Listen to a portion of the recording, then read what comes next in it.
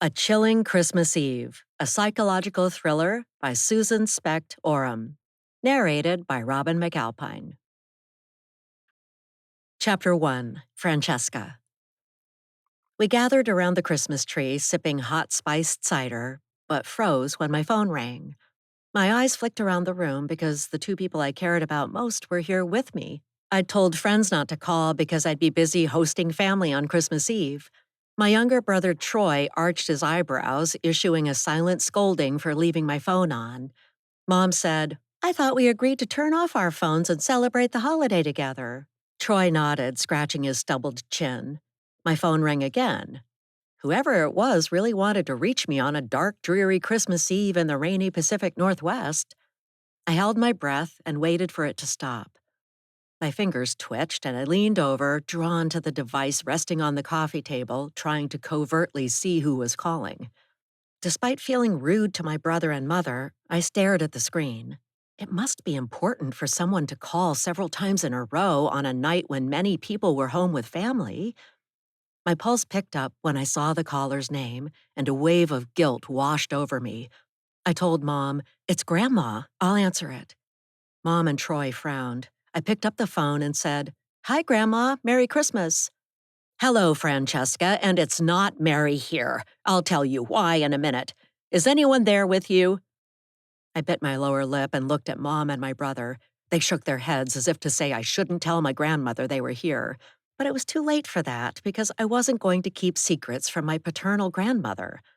"Mom and Troy are here. We're hanging out, sipping hot cider by the Christmas tree I set up in my new place. If you lived nearby, we'd have you over to celebrate with us." Cheerful Christmas tunes played in my living room, prancing through a heavy silence over the phone line. I reached over and turned down the volume for the holiday music. Grandma said, "Put me on speakerphone and I'll tell all three of you at the same time." Troy picked at an imaginary piece of lint on my thrift store sofa. I stabbed an index finger at the phone, put it in speaker mode, and said, "Okay, Grandma, we're listening." Troy said, "Merry Christmas, Grandma." Mom nodded. "Yes, happy holidays. How are you? How's the weather where you are?" "The weather's just fine in California, but I have bad news, so let's get it over with. Troy and Francesca, your father died." I clapped a hand to my mouth. Troy gasped. Tears trickled down Mom's cheeks. My throat tightened with tears. "What do you mean he died? I thought he was healthy." "He had a sudden heart attack in his apartment. That was it." Mom leaned in. "I'm sorry to hear that. When did this happen?" "Early this afternoon." The three of us looked at each other. Mom's eyes opened wide, and she said in a careful voice she used for my dad's elderly mother, "But that was hours ago. What have you been doing in the meantime?" Grandma used her most acerbic tone of voice, the one that pushed us away and kept us at a distance. "I've been taking care of things, but you wouldn't know about that because you weren't here and you never visit." I wiped tears from my eyes, grieving for the father who left when we were young. He didn't call or write or email much, but when he called, he always said, "When I die, you and Troy will each inherit an apartment building. You'll be millionaires and set for life." Guilt for not keeping in touch with him, despite his leaving us in the lurch, stabbed at my heart. I cleared my throat. "That's so sad. I'm sorry to hear that. We'll fly down to help you get through this difficult time." "No, I'm fine. Zane, my gardener, is by my side, and he has been the whole time, helping me." Troy's mouth fell open. "Your gardener's there? Shouldn't family be helping you instead?" Grandma sniffed, like she did when she was miffed. "You two children never bothered to call or write your father, or to keep in touch with me all this time. Zane lives in the cottage on my property. He's my right-hand man and the person I trust most." My brother and I locked eyes, and Mom stared at the Christmas tree decorated with white twinkling lights that seemed inappropriate for a day of sudden sadness and dark grief. Glancing around the apartment I'd recently moved into, I pursed my lips at the worn tan carpet, a second-hand couch and chair with a missing arm. I took a plunge into an abyss of clarifying what we've known to be true for years. Grandma, we'll fly down and help you sort through his things, and we can talk about the apartment buildings Troy and I inherited and how that'll work now that Dad is gone. In a harsh voice, she said, "You greedy children. Money is all you think about. You can come visit, but you won't stay with me. You never called or wrote me. You didn't reach out. You were absorbed in your own selfish lives." Mom spoke up. "Alicia, in their defense, their father said not to bother you because you were busy taking care of his sick dad. And it's a two-way street. You could have written or called, but you didn't. We elders need to set a good example. Don't you agree?" "I did the best I could given what I was dealing with. They should have called on my birthday at the very least, or sent cards. They forgot about me." Words evaporated from my parched mouth, and we sat in silence for a beat. Grandma said, "That's why I'm leaving my apartment buildings to Zane. He deserves it. He's kind and attentive to me. Isn't that right, Zane?" A man said, "That's right. Someone has to look after you, and I'm happy to do it." Mom, Troy, and I gazed at each other and held up our hands. This was the first I'd heard about the gardener. I scowled as suspicions flared. I was sure Zane, the supposed gardener, had befriended Grandma to get her money. The pull to Mill Valley, where Grandma lived north of the Golden Gate Bridge, was strong, and I came up with a plan. Tomorrow, my brother and I would fly south from Washington State, eliminate Zane from the cozy picture with Grandma, and reclaim what was to have been ours. But first, we needed to finish the conversation and start winning her over to our side. She was haughty, proud, and rigid, so it'd take a miracle on Christmas to change her mind. Chapter 2, Francesca. My pulse picked up when Grandma said we wouldn't get the apartment buildings. Mom put a hand on her stomach, and Troy's mouth fell open. When I was 18, Dad told me about the money that would come to me, and I dropped plans to pursue college and a career. I'd be rich when Dad passed away, so why work, I'd reasoned. Now I clenched my jaw and told myself to calm down. We had to find a way to change her mind. "Grandma, we'll come be with you. We'll book flights and leave as soon as we can. We'll take over from Zane and support you. You'll be surrounded by family." Her frosty tone of voice chilled me. "Francesca, call me grandmother. That's what I prefer, but you kids didn't listen. It's a term of respect, and at my age, I deserve that."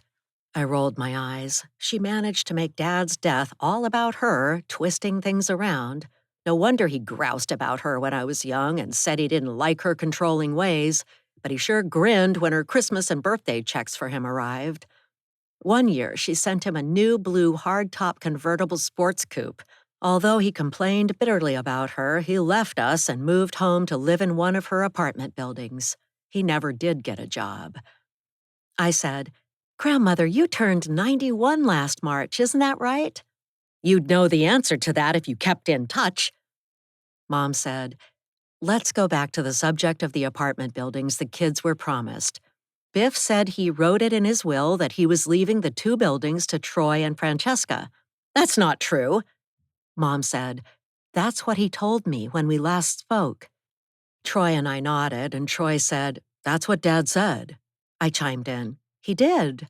"Well, he lied to you. He never drew up a will. He was too lazy to do that." Mom, Troy, and I stared at each other. My stomach knotted, and I cocked my head, thoroughly flummoxed and trying to make sense out of insanity. We deserved the money. He promised us many times, saying we'd each inherit an apartment building. I never expected Dad to shaft us from the grave, but he did. Chapter 3, Francesca. I took a sip of spiced cider, but it tasted cold and bitter, so I set the mug down. Dad ruined another holiday, this time with a permanent exit from the planet. When he left us to move to California, it was on a different Christmas Eve. We sat at the table staring at a cold turkey dinner, waiting for him to come home, which he never did. As a result, Christmas time for us is traumatic, opening doors to wounds from the past. Mom fluttered her hands in the air, motioning for us to calm down. But Alicia, those apartment buildings were in his name. Without a will, they'll go to his children. You've got it twisted around and dead wrong. The apartment buildings are in my name. My will stated that when I died, my son would inherit them. But now that he's gone, I'm changing my will. My throat went dry. In a hoarse voice, I said, "We love you, Grandmother. We don't need to talk about this now. I'm just sad Dad died." "That's right," Troy said, wiping his eyes. "I wish I'd been there to say goodbye to him before he passed away." "Well, you weren't, and no one was. He died alone, I'll have you know." I winced, imagining an awful end for my long-absent father. Mom shook off the heavy yoke of sadness in the room and said, "Since you brought up the subject, tell us more about how you'll change your will." Grandmother's voice was crisp and sharp as a knife. "Zane, my gardener, will inherit everything I own when I pass away." Bile crept up my throat, and I swallowed hard. Troy frowned and ran a hand through his hair. Mom issued a silent scream and shook her fists in the air. She took a deep breath, just like she taught us when we were upset as kids, and said, "Your grandkids need that money. They don't have much, and they're trying to make their way in the world. Any gift you give would go a long ways toward helping them get ahead. It would be appreciated by all of us." I leaned in. "It would." "Yes," Troy said. "We'd really appreciate it." "It's not my fault those two don't have much. They need to work harder, like their grandfather did. His work ethic and savvy investments are why I have so much. Like their father, they're lazy and waiting for money to fly into their bank accounts. Why don't you help them financially if you feel that strongly? Oh, that's right. You don't have much, do you?" Mom's face blazed bright red. "My family wasn't wealthy like yours. We had to work hard for each dollar.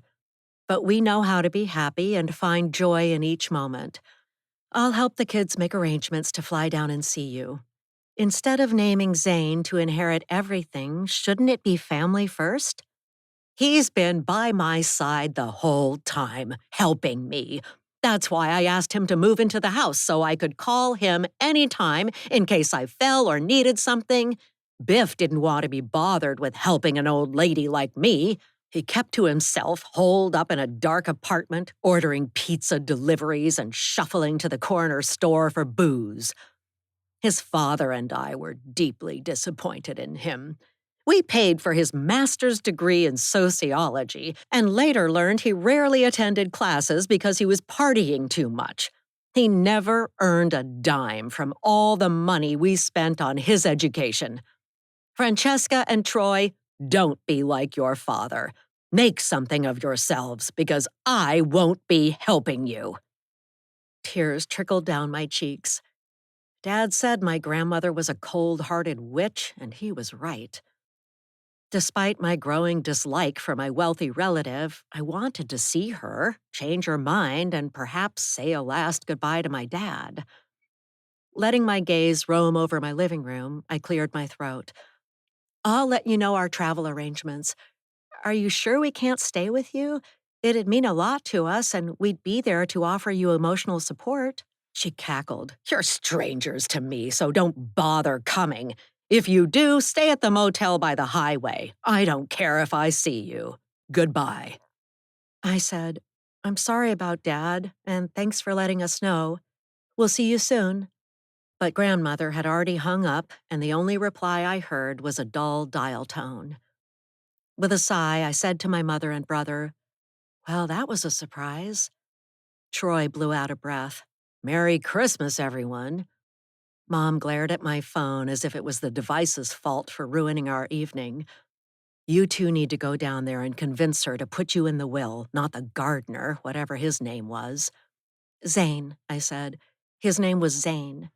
She flung her hands in the air. "Well, go meet him, check him out, and see if he's conning the old lady." Troy tilted his head. "Aren't you coming with us? It'd be easier that way." "No, I can't. I've got a wedding to cater and another one after that." I wish I could fly down to support you, but I have too much going on to drop work and run off, ruining several someone's special days. I nodded. Mom ran a catering business on a farm that held special events for rich people. For a short time, I worked for her, but I was fired when I dropped a tray of wine glasses, spilling red wine on a bride's white lace wedding dress. Before that, I tripped and splashed squash soup on a groom's tuxedo. Mom said I wasn't a good fit as an employee, and when I protested, she told me I was a risk to her livelihood. I had to go. Now I said, I'll text my boss at the garden store and tell her dad died and I need time off. I'm sure it'll be no problem, except I'll be short money this month. Troy nodded. I'll tell my boss too. He'll understand. If people need to wait in line longer for their coffee order at the bookstore, they can. It's not life and death. Mom narrows her eyes. She needs to name you in the will as her sole beneficiaries, but it sounds like she adores her gardener. We need a backup plan. We tossed around ideas and came up with a contingency plan that will only come into play if it is the last resort. I didn't grow up to be a murderer, but if that's what I must do, I'll help my brother and we'll make this upside-down situation right. Dad promised us riches, and we'll take back what was meant to be ours at any cost. Chapter 4. Zane. I listened in on the conversation with her grandchildren and watched Alicia become more and more frustrated with each passing minute. She was right. They were money-hungry people, grabbing for any available scraps. They didn't sound at all sad about the news their dad had died. No one on the other end of the line sniffed or blew their nose into a tissue. No one wept in Washington state when Alicia relayed the horrible news that their loved one had passed away. As the phone conversation continued, the tremor in Alicia's hands became markedly worse. I take my role as her helper seriously, and when the call was almost over, I reached out, took the phone from her, and hung up. If they kept talking, they'd only hear their own hot air blowing back in their faces. I patted her cool hand, and she squeezed my fingers. I said, "At least that's over with. Tomorrow, we'll let other people know." She shrugged. "There's no one else to tell. No one cares about my son. Not anymore. When he left and married that woman in Washington state, he burned bridges, and this town doesn't forget. They like to hold a grudge." What did he do exactly to offend people?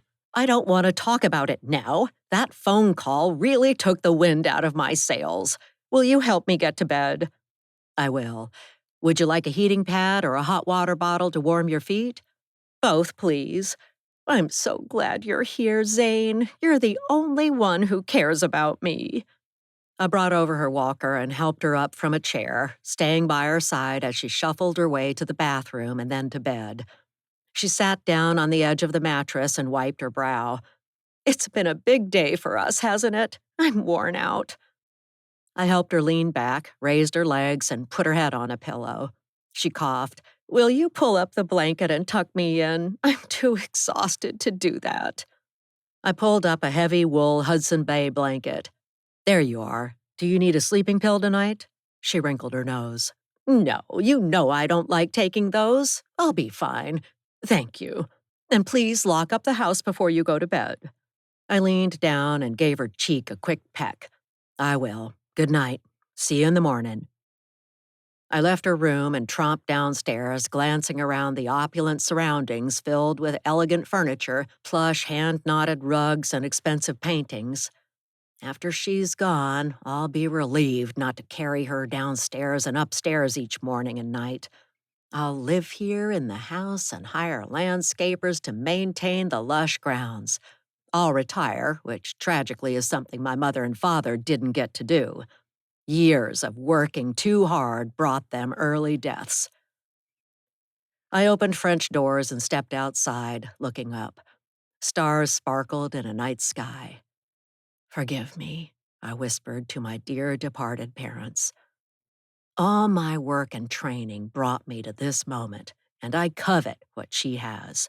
I'll help Alicia meet her final end, leaving me everything she has. Chapter 5, Francesca. Troy drove from San Francisco Airport past the Presidio and north across the Golden Gate Bridge. While he whistled along the way, I worried about what was ahead of us. Air in the Bay Area was light and dry compared to where we lived. My brother, who earned a law degree in Seattle but returned to Barnacle Island to work at a bakery, was too happy for my liking, considering the dire consequences ahead of ending up unexpectedly poor. But I resisted the urge to squash down and stomp on his joy. I massaged my temples where a headache throbbed. The two airports we'd come through on Christmas Day were full of cheery people, in a sharp contrast to my dark mood. I was also a bit ashamed of myself for caring more about the loss of our expected inheritance than the death of our dad. I checked my phone. Is our reservation at the motel off the highway with the yellow stucco siding or the white painted one by a pond? The pond, it's closer to Grandma's. You mean grandmother's, don't you? We both laughed, but the tension of the day's travels made my jaw ache from gritting my teeth, and it was only early afternoon. I gnawed on a cuticle and worried about honing my persuasive skills. I needed to up my game to convince Grandmother to ditch Zane and write us into the will. But we're family, and that should matter most to her. I turned off the radio. What'll you do with the money if she gives you an apartment building? Would you move into it like Dad did? He pursed his lips, mulling this over. As if I haven't reviewed this question a gazillion times before in my mind, I said, Would you start your own law practice? He tipped his head back and laughed. I wouldn't do that. I went to law school because I was curious and wanted to learn about how the law works. But then I realized I didn't want to do that for work. Case closed. I rolled my eyes. So, the money, if she gives you some? Without hesitation, he says, I'd buy the bakery and work for myself. That's my dream job. Come on, getting up at 3 in the morning and working until 7 at night? You want to do that? He shrugged. Better than working at a law firm night and day and on weekends. I met an associate who bought a condo and purchased furniture, but he never had time to unpack it. His place was bare. He quit to live in a cabin on Hood Canal. I won't let myself get hooked into that grueling lifestyle. What about you? My mind drifted to Zane and the lifestyle of serving the rich as their servant, gardener, and health aide. We shouldn't be too hard on Zane. Maybe he means well and is helping Grandma. Troy chuckled. And pigs fly. But what would you do with the money? I took a deep breath. I'd donate it to an animal rescue organization and adopt a kitten or a puppy or maybe both and give them a good home. He cocked his head, giving me the side eye, looking like I'm crazy, and maybe I am. He said, No, you'd do something different. I know you would. What do you want to bet Zane is a greedy gold digger ready to off Grandma for his benefit? Let's reserve judgment until we meet him. He might not have ulterior motives. My brother turned off 101 and headed toward a 2-story motel. A lone palm tree leaned, leaves swaying in a soft, warm breeze. I said, Let's drop off our bags and go see Grandma and ask to see Dad's place. Maybe he left us something or wrote us letters he never sent. Troy parked in a paved parking spot near a busy 6-lane highway. Don't get your hopes up. A man with long hair jogged past, his arms pumping hard. He yelled, Watch out! Life forms on the asteroid are coming for us! Hide! I shrugged and smirked at my brother. Who knew what was ahead? I didn't have a crystal ball for looking into the future, but I wish I did. Chapter 6, Alicia. Birds chirping woke me in the morning, and I blinked. Sunshine peeked through the window blinds. I sighed. Although I had days and perhaps years left on this planet, my only son was gone. If only he hadn't been so selfish, thinking only of himself after he'd moved home. I'd hoped he'd visit me more often and help me, but he didn't. With a groan, I reached over and rang a bell by my bed. Zane called from downstairs. Come in, be right there. He came into my bedroom and helped me sit up in bed. Holding on to the edge of the mattress, I let my head adjust to sitting up. The room spun and I blew out a breath. The dizzies are back this morning. He patted my shoulder. Stay and get your bearings. Don't get up too soon. I don't want you falling like you did the other day. He moved the walker over to me and waited, hands in front. I gripped the cold metal walker, which resembled my hard, barren life lacking warmth. The people I loved, my son and husband, died, leaving me alone. Gritting my teeth, I refused to surrender to self-pity. Everyone suffers loss. It's the human condition. I said, "It's a good thing you're here. I don't know what I'd do without you. What are we doing today?" Zane tilted his head. "Well, you didn't want to celebrate Christmas today so soon after your son passed away, so I thought we'd take a nice drive and head to the beach. We can sit in the car, smell salt air, and watch waves crash on the shore. We might see some surfers, too." I swallowed bitter tears for the loss of my son.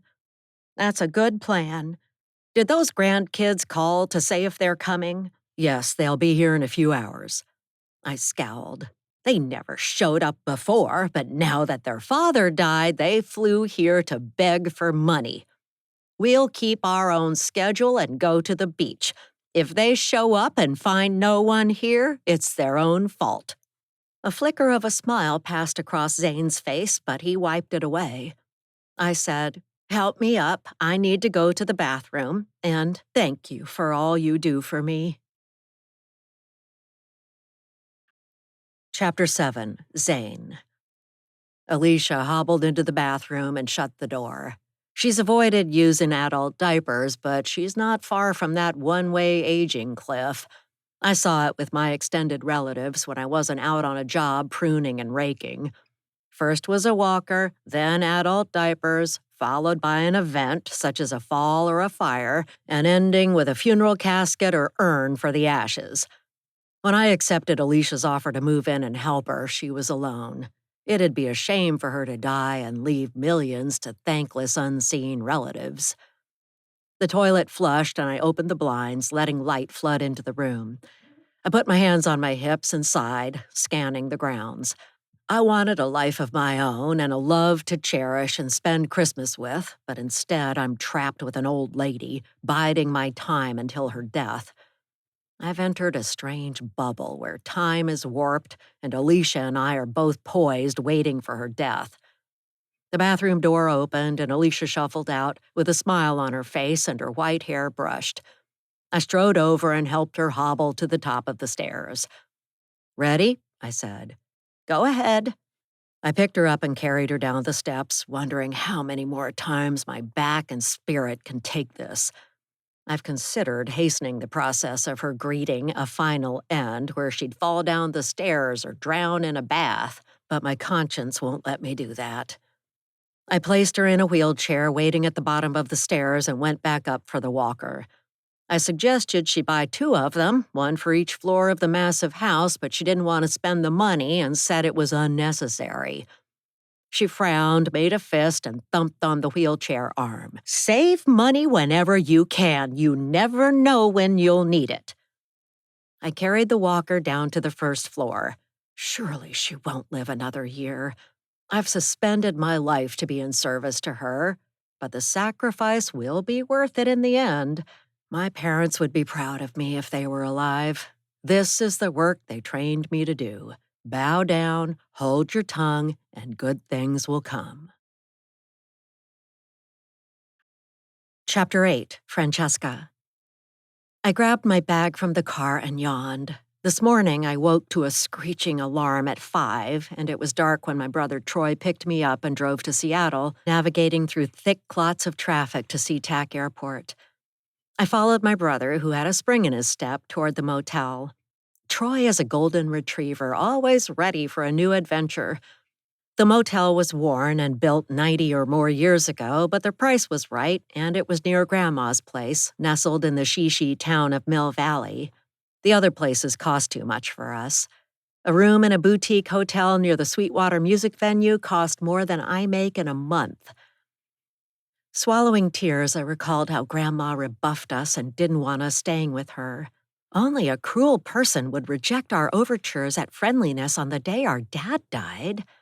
Troy marched to the motel front counter, letting the door slap shut in my face, which is how I've felt since last night when the shocking call ended our quiet Christmas Eve celebration. Grandma snuffed out our holiday joy with her news, imparted in icy tones.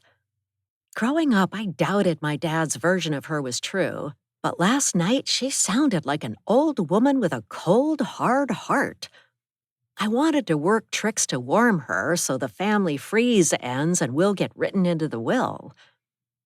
I stopped in the motel lobby and glanced around, massaging my temples. Tinny holiday tunes blasted through the room. Dark wood paneling on the walls meant we stepped into a time warp.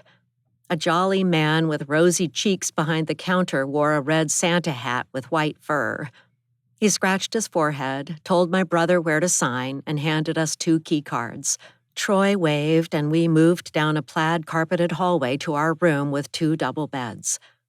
Troy said, "Just like when we were little kids, sharing a room." I chuckled and told myself to snap out of my zombie state. I had to be sharp for when we saw Grandma. Coffee might bring out my polite, persuasive side, but all I wanted to do was crash on the floral bedspread, take a nap, and forget my father passed away. Dad was the source of our troubles, and this was his fault, but we'd make it right. Chapter 9. Troy. We checked into an older motel near Highway 101 and grabbed 2 key cards. Holiday music jingled and jangled in the background, and a stout man at the front desk pointed out the free coffee bar in the lobby. But all Francesca and I wanted to do was drop our bags in the room and head over to see our grandmother. The front desk man called, "Merry Christmas! It's good you're here to see your grandma. She'll like that." In the room, we threw our bags on the beds, used the restroom, and headed to the car. My sister lagged behind, whining about wanting to get a cup of coffee, but I said, "We don't have time for that. Grandma's waiting for us." As I drove, my thoughts drifted to growing up on an island without a dad. It wasn't easy, but I made it through. Dad called the day I turned 18 and told me about the apartment building gift that would change my life. That's when I decided I could afford to go to law school if I got in. I could do whatever I liked because a pot of gold was waiting for me at the end of Death's rainbow. Dad said it was a sure thing, but to my horror, he did nothing to cinch it down and make it our reality. I gritted my teeth. We needed to get into his apartment to search for a will. Perhaps he misplaced it and forgot to file the paperwork. Maybe he left it under a couch cushion. Aretha Franklin's handwritten will was found in a couch cushion after her death and ruled valid by a jury, so we might find Dad's will tucked away. I frowned. Grandma might have found Dad's will and ripped it up because she wanted to leave the apartment buildings to Zane, the interloper. Clearing my throat, I said to my sister, "We need to separate Grandma from this gardener so he doesn't influence her while we're there." Francesca yawned and covered her mouth like Dad taught us. Although he was raised in a wealthy household, we grew up lower middle class. Francesca nodded. "I totally agree. We'll divide and conquer. I can tell Zane is a bad influence. We need to shut him up or send him out to buy coffees." I drove past a closed coffee shop. It's Christmas Day, so not much is open. "We can tell him to take a break and go for a drive in Grandma's car. Remember that big, black, shiny boat of a car she had when we last saw her? It was huge. She had a chauffeur driving her around while she sat in the back seat." We laughed, and I said, "Maybe she still has it." Francesca tilted her head. "She's tight-fisted with money," Dad said. I turned down a narrow street and winced at my financial situation. Based on the assumption that Dad told the truth and I'd be rich one day, I racked up a ton of student loan debt. But now it looked like he was a liar to his only son. I wiped tears from my eyes. Francesca wrinkled her nose. The motel soap was perfumey like an old lady's smell. "We're about to see an old lady, so get ready. We'll endure the iceberg, as Dad put it, so we can soften her up. I'm not looking forward to this." She said, "Me neither. But wait, is that her car coming out of her estate?" The guy driving looks about our age. I bet she's with him. Follow that car. I turned and followed the black sedan. With a frown, I said, I don't get it. I asked them to be home when we arrived. What's so important they couldn't wait? Chapter 10, Zane. I helped Alicia climb in the back seat and buckled up her seatbelt. Trotting to the driver's side, I slid in and started the car, pushing a button to open the estate gates. My pulse picked up because we were running late. It had taken Alicia longer than usual to eat breakfast and wash up and shuffle out to the car that I washed yesterday. I wanted to leave before the greedy grandchildren arrived. Troy called on the house landline and I answered, hearing their travel plans, but I didn't relay the information to Alicia. Black wrought iron gates slowly slid open. My palms grew cold. The blood-sucking leeches of grandchildren ready to attach themselves to my elderly charge were due here any minute. They didn't pay attention to her until now, but I've been by her side for many years. I'll take her to the beach and ensure I'm the only one named in her new will. Putting the car in gear, I glided out to a side street and pushed a button to close the black gates. Blowing out a breath, I drove away and wiped my brow. But I glanced in the rearview mirror and swallowed hard. A white sedan that might be a rental car with 2 people in it paused at the front gates and followed us. I tapped on the steering wheel and drummed out a beat of pure panic. How about we go to Rodeo Beach? Alicia smiled in the back seat. Whatever you think is best, you're in charge. I took a circuitous route on side roads, trying to lose the white car that was tailing us. A car horn honked. 2 people rolled down their windows and waved and yelled, but I carried on and drove ahead, turning up the music in the car and drowning out their cries. Alicia nodded and closed her eyes. Yes, I love Mozart. That's just the right music for a day like today. It's Christmas, but I lost my son, and he's gone forever. Tears slid down her wrinkled cheeks, and she wiped them away, letting out a sigh. I turned right and entered a dark tunnel leading to the public beach. She needed company and someone to look after her. I wouldn't let the grandkids swoop in and hurt her feelings by taking money and leaving again. She needed a protector and caregiver, and I was the man for the job. I drove down a 2-lane paved road and followed a meandering river passing meadows. Turning down the music, I said, "No flowers out today." Alicia nodded. I love those little yellow flowers that pop up, but they're gone now. I don't know if I'll live to see them again in the spring. I waved a hand in front of my face. You're healthy for your age, and you've got something to live for. We'll see the yellow flowers together in April. Her face sagged. I'm not sure I want to hold on. There's not much to live for if it's only the sight of yellow flowers keeping me going. I'm just an old lady with no one left. I glanced in the rearview mirror and smiled. But I'm here. Come on, cheer up. It's Christmas and the market delivered a special dinner I'll heat up this afternoon with turkey and stuffing and mashed potatoes and those dinner rolls you like. She brightened in the back seat. I do like those rolls, you're right. All right, I'll hang in there and won't give up. Not yet. A wide sandy beach appeared ahead of us. Frothing, white-capped waves pounded on the surf, kicking up sea spray. Gesturing to the magnificent display of the Northern California coast, I said, and here we are, right where we need to be on Christmas Day. I'll park in a handicapped spot and you can roll down your window and breathe the salt air. She bit her lip. My husband loved to come here. I miss him so much, and I'll see him soon. I cringed at her death wish and parked, hanging a handicapped parking sign from the rearview mirror. Alicia rolled down her window, took a deep breath, and smiled. I leaned back in my seat and frowned.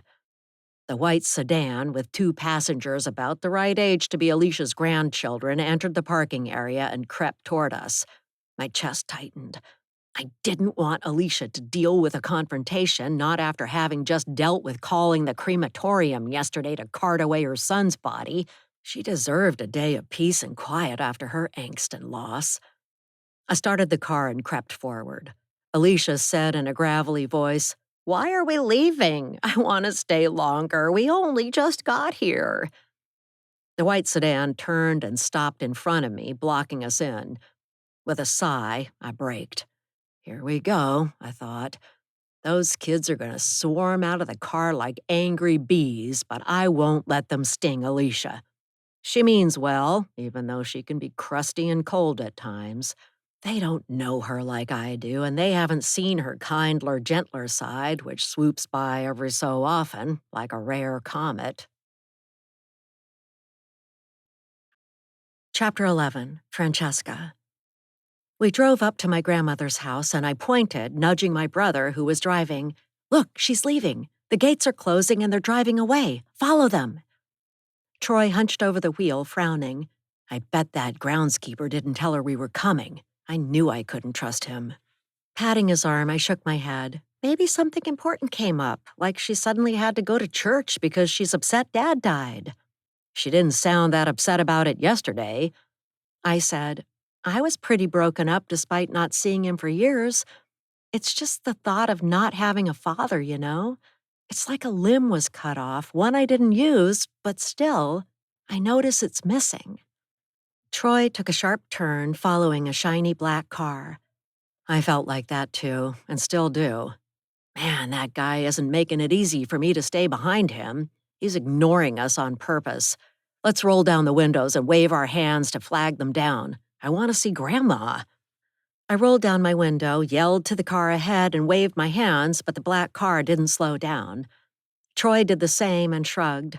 Air whipped past, smelling of eucalyptus trees. I took a deep breath and rolled up my window. What now? We follow them to where they're going, and when they stop, we confront them about ditching us. I shook my head. Not everything has to be about conflict. But it is. I made a face. Maybe that's why you don't have a girlfriend. You don't have to win every argument like you did when we were kids. He ran a hand through his hair and stopped at a light. Yeah, you're right. It's an old habit and hard to break. I pointed. They're going into a tunnel. Follow them. I can't. I have to wait for the light. We waited in silence, and the light changed. Driving into the long, dark tunnel, he said, "It's not just me who was wounded from how we grew up. You're alone, but you'd like a partner, am I right?" Coming out into sunlight and leaving the tunnel of truths behind, I exhaled slowly. It's true. I'd like to be with someone, but I haven't found the right person yet. Maybe I'm too picky. I'm afraid of someone becoming close and then leaving me. Me too, like when Dad left. A river appeared on our left, and Troy continued on a two-lane road, making our way to the ocean. I said, "And that marks the end of our impromptu counseling session. We're going to the beach Dad took us to when we were little. Remember that?" Troy smiled. That was fun, running in the waves. Until a wave carried me out, and Dad rescued you. Ahead of us, the shiny black car parked in the lot. I rolled my window down and took a deep breath of briny sea air. The car with Grandma moved ahead. I said, "Stop them! We've got to see Grandma! Block them off!" Troy turned the steering wheel and stopped in front of the black car, blocking them in. He cringed. What if Grandma isn't in the car? Maybe her chauffeur went out for a drive by himself. We should have rung the bell at her house. We jumped to conclusions and assumed she was leaving. I wagged an index finger at him. But we know what she's like, and we know he's a greedy gardener who manipulated her into giving him everything. He probably set up this trip to keep her away from us. Let's go. We jumped out of the car, slamming the doors. Wind whipped past, and I shivered in the cool Christmas Day San Francisco area weather. Goosebumps rose on my arms and legs, exposed in my shorts and t-shirt. Inhaling a deep breath of salt air, I strode over to the black car and knocked on the driver's side window. Chapter 12, Zane. I braked to a stop and clenched the steering wheel, fuming. A white car blocked the road ahead of me. A line of parked cars on my left gave me no room to turn around, and to my right was a wide, sandy beach and the Pacific Ocean. Short of spouting water wings, we had no way out. Two people jumped out of the white car and strode toward us, clenching their hands. Curly brown hair of a woman in her mid-30s whipped around in the wind. A man about her age ran a hand through his short, sandy hair. They marched in unison, and I sucked in a breath, seeing the striking resemblance to the woman in the back seat. Alicia said, "What's going on? Who are those people?" Two people knocked on the driver's window, and I gulped. They looked angry, and I avoided confrontations. I said to my passenger, "I think your grandchildren have arrived." She swatted a hand in the air. "Tell them not to interrupt me. I was enjoying my time at the beach until they showed up." I rolled the window down and feigned ignorance. "Yes, can I help you?" The woman, who must be Francesca, leaned in and looked toward the back seat. "Grandmother, we came to see you. Can we get in the back seat and talk?" "No, don't bother me. I'm having a quiet time, grieving by myself." Troy said, "We'll wait right here until you agree to see us." Cars honked to get through the blocked road. I pointed and said, "You'd better move your car before it gets towed, and you better do what your grandmother says. She needs time alone today." Troy moved away, but Francesca's feet were planted firmly in place with her hands at her sides. She said, "I'm sorry we didn't call or write or send cards. Dad told us not to. He said unkind things about you and colored our views. I apologize. I should have ignored him and reached out to get to know you, but we can do that now." Troy parked the white car and came over, furrowing his brows. He looked just like his father, and I was surprised Alicia didn't spot that right away. But her eyesight was failing, and she had reasons to be distracted today. Alicia sniffed. "It's too late for that. Go walk on the beach and leave me be." Francesca said, "It's not too late. Can I join you in the back?" I locked the car doors with a click. Francesca tried to open the back door, but the door handle didn't budge. She knocked on the smoky glass back window. "Please, let me in." She didn't get a reply, so she inched over to my open window. She spoke too close to my face, and I turned away, smelling ketones on her breath. She needed to eat something or drink coffee because I suspected she was running on empty. If she took a swig of mouthwash, she'd spare the rest of us from her horrible halitosis. "Grandmother, I love you, and I'd like to get to know you better if you'll let me." Silence reigned from the queen of ice in the back seat, and I waited for what would happen next. This wasn't my circus on the day after her son's death. She celebrated Christmas, and I'd wanted to make this a special day for her. Troy pushed his sister aside. "Grandma, we'd like to get into Dad's apartment. Maybe he left a small token of his love for us there. Would you please give us the key?" After a beat, Alicia said, "Fine, I'll tell Zane to let you in, but he'll watch every move you make. You have no right to your father's things." A tear slid down Troy's cheek. "But he promised he'd leave me his chess set when he died." "That's gone, but you can look through the rest of his belongings and take one thing each. The rest is mine. I paid for the place where he lived, after all. He was supposed to outlive me by many years, but look what happened." Now, I said. "I don't want you to get upset. It's not good for your heart." Troy and Francesca exchanged a quick look. Troy said, "I'm sorry to hear about your heart. Can we at least bring dinner and share Christmas dinner together after we see Dad's place?" Alicia shrugged. "That'll be fine. Now go run and play at the beach. Clean your shoes before you show up at my house in 1 hour, but leave me alone until then." The two grandchildren grinned.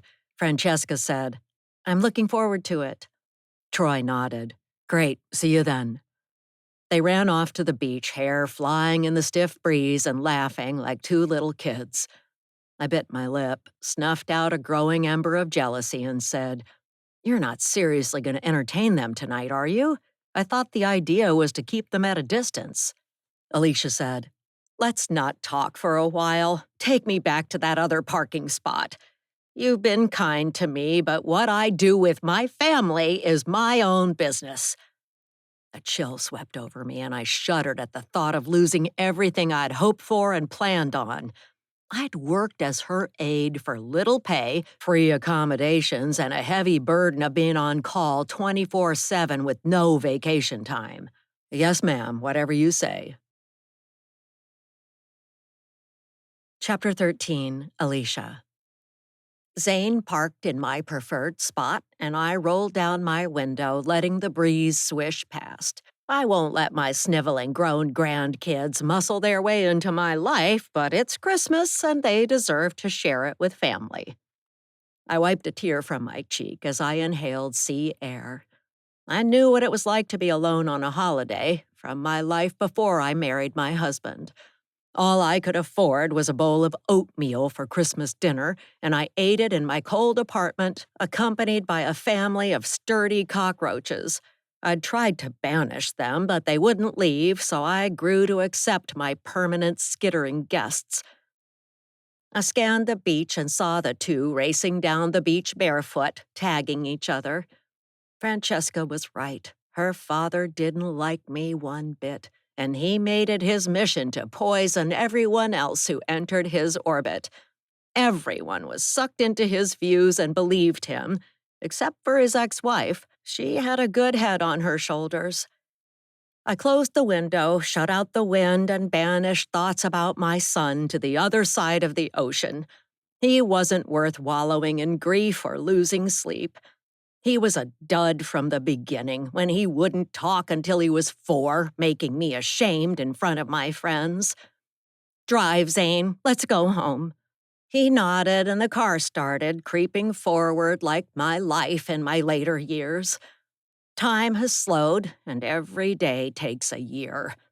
How unfair that days flip by in a millisecond as a youth, but they stretch on, yawning as if for years the longer I live. I turned and gave the beach a last look. I may have misjudged those two and been jaded by my son's views. They might be interesting people to get to know after all. Maybe I'll leave them a snippet of something in my revised will. Zane glanced in the rearview mirror. Pardon me, what did you just say about the will? Did I say something out loud? I was just mumbling to myself, nothing to worry about. You'll still get the bulk of my estate. You deserve it after having worked so hard for me. Have I ever said thank you? Not often, ma'am. It's rare to hear it, to be honest. Well, thank you, Zane. Thank you very much for keeping me afloat with your many miraculous efforts. He beamed. Later today, see if you can find a way to turn our dinner for 2 into supper for 4. In the rearview mirror, I saw him glower for an instant before wiping the look from his face. I turned to look out the window at the meandering river as we passed by, and a feeling of cold caution crawled over my skin. I'd watch him and make sure he didn't take advantage of me. Since my call to Francesca last night, he'd grown slightly cantankerous, as if he was entitled to my millions, and that wasn't right. It was my gift to give to anyone I designated as a beneficiary. He hunched over the wheel, jaw clenched, staring straight ahead. He grimaced, and a wave of anger rose up from the front seat, sweeping over me. I shuddered as a violent image of Zane picking me up and tossing me off a cliff into the sea flashed through my mind. He looked up and we locked eyes in the rearview mirror. He cleared his throat. Would you like to go through town to see the Christmas decorations? I swallowed bitter bile. The holiday wasn't working out the way I'd hoped. Not at all. No, let's go home. I'm tired and want to take a nap. Chapter 14, Francesca. Chasing my brother on a sandy beach, I tagged him and tackled him, and we collapsed on the sand, breathing hard. I said, "Too much has happened since Christmas Eve. My head is spinning." He nodded and wiped sweat from his brow with the back of his hand. The 3 of us should get together more often. Barnacle Island isn't that big. I sighed. But we're all so busy. He looked at me. But we're not too busy to see family. Let's not end up like Dad. I half smiled. That'll be our mantra. Let's not end up like Dad. He was the example of what not to be. Don't do what Dad did and avoid your family. Troy gazed at the pounding waves slamming onto a sandy shore. Out in the water, surfers sat on surfboards or paddled out farther. He said, he died alone, which is so sad. I know. What a horrible way to go. Ready to go back? Yep, race you to the car. Wind whipped through my hair and our bare feet pounded on hard sand by the surf's edge. White foaming waves crept toward my toes and I scurried away, wishing I was a carefree child again. Salty ocean mist blew in my eyes and I tipped back my head, laughing, and Troy did the same. For an instant in time, we were innocent kids, not two mature adults ready to blot out our grandmother's life to benefit our own. Chapter 15, Troy. We grabbed the sneakers we'd left on the beach and ran to the car. I let my older sister get there first because holidays always got her down ever since Dad left us. Heaped on top of the gray, dreary weather this time of year back home on Barnacle Island was the news Dad died, our grandmother's frigid tone, and the fact that we were to inherit nothing. It was all too much. Francesca slapped the rental car hood with a hand. I win! I smiled. You were always faster than me. She eyed me. Wait a minute, did you let me win? Don't do that. I focused on brushing sand off my feet and putting on my shoes, tying the laces. Nope, I'd never do that. We climbed in the car and left the beach Dad took us to when we were young. I blew out of breath. Being back there was a trip back in time with crabby Granny in the backseat of the black car, the sullen driver, and the amazing waves. This is a lot to take in, isn't it? She pouted, crossed her arms, and was silent. Driving by a river, I headed for the tunnel. Hey, Franny, let me know if you get depressed and this is too much, okay? She didn't answer, so I slowed the car and stared at her. I mean it. I don't want you going to a sad place. Tell me early on and I'll do whatever it takes to keep you from spiraling down. She looked over at me with tears in her eyes. I'm aware of the risks I took coming here. My feelings about Dad abandoning us means I have triggers, but I'm handling them better. Or I thought I was, until now. Grandmother is cold as ice, and I feel like a kid around her, totally helpless. I drew a deep breath and pondered my emotionally tender weather vane of a sister. She protected me when we were young by taking on sadness for both of us. When I graduated from law school, I moved home to take care of her for a change. She was stuck in the wrinkled bowels of the past, but I wanted her to move on. So far, I haven't made much progress with Project Francesca, but I can't tell her how to view the world or demand she switch her filter from dark and depressing to rose-tinted glasses. Going through the tunnel, I was quiet and waited for her to open up. We came out on the other side, and I blinked in brilliant sunlight. I grinned. I forgot to bring my sunglasses. I hope our future's so bright we'll have to wear shades. She said in a soft voice, I hope so. I turned down a road and tried to boost her mood. Ticking off items to accomplish on the fingers of my right hand, I said, okay, here's our plan. We'll stop at Grandma's, pick up the butler, chauffeur, gardener guy, go through Dad's things searching for a hidden will and a token item to remember him by. Then we'll buy food and end up at Grandma's for dinner. How's that sound? Francesca groaned and rubbed her eyes, which was not the response I wanted.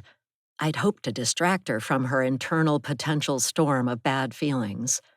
She said, I hardly slept last night after Grandma called, with so many thoughts running through my mind. I need to take a nap. My mouth dropped open and I braked at a stoplight. But we don't have time for that. She stretched her arms.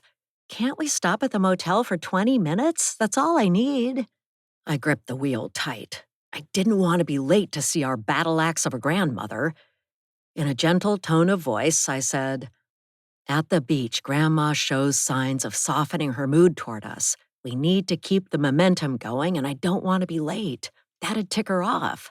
We've got to win her over to our side so she'll ditch the gardener and ride us into the will. Fine, just stop at the motel so I can wash the sand off my feet.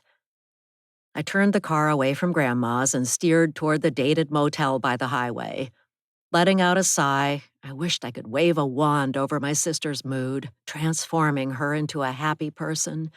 She deserved to have a wonderful life, especially on Christmas Day, and I'd do my best to deliver that. Chapter 16, Francesca. Inside the motel room, I flopped on the bed and groaned. Troy was all energy and purpose, bustling around, washing his feet in the bathroom. I just wanted to rest and shut out thoughts about my odd, extended family. Sleep would wash away negative feelings inside. I drifted off until Troy clapped his hands. Chop, chop, Franny, let's go. I opened my eyes, feeling a bit better for the break from reality of feeling unloved by my grandmother on Christmas. I sat up and brushed hair from my eyes. Fine, I grumbled, getting up and lumbering to the bathroom. Give me a minute and I'll be ready. A few minutes later, Troy knocked on the door. It's time, we gotta go. Are you ready? I stuck my feet under the faucet in the tub, ran the water, washed off sand, and drowned out my brother's words. He meant well, but he was overbearing at times, especially since he came home after law school. He rapped hard on the door and wiggled the knob. Time's up. Coming, I said, drying my feet with a towel. I whipped the door open and grinned. Let's go! What are you waiting for? I slipped on my sneakers and strode to the door, gathering courage to face the grueling time ahead at Dad's place, where he died, and over a holiday meal with my aloof grandmother. I'd rather be home, snug in my apartment, wrapped in a blanket and nursing a cup of cocoa, but life threw cold water in my face, and this was my new reality. Following Troy out of the room, I nodded to myself. We had to convince Grandma we meant well.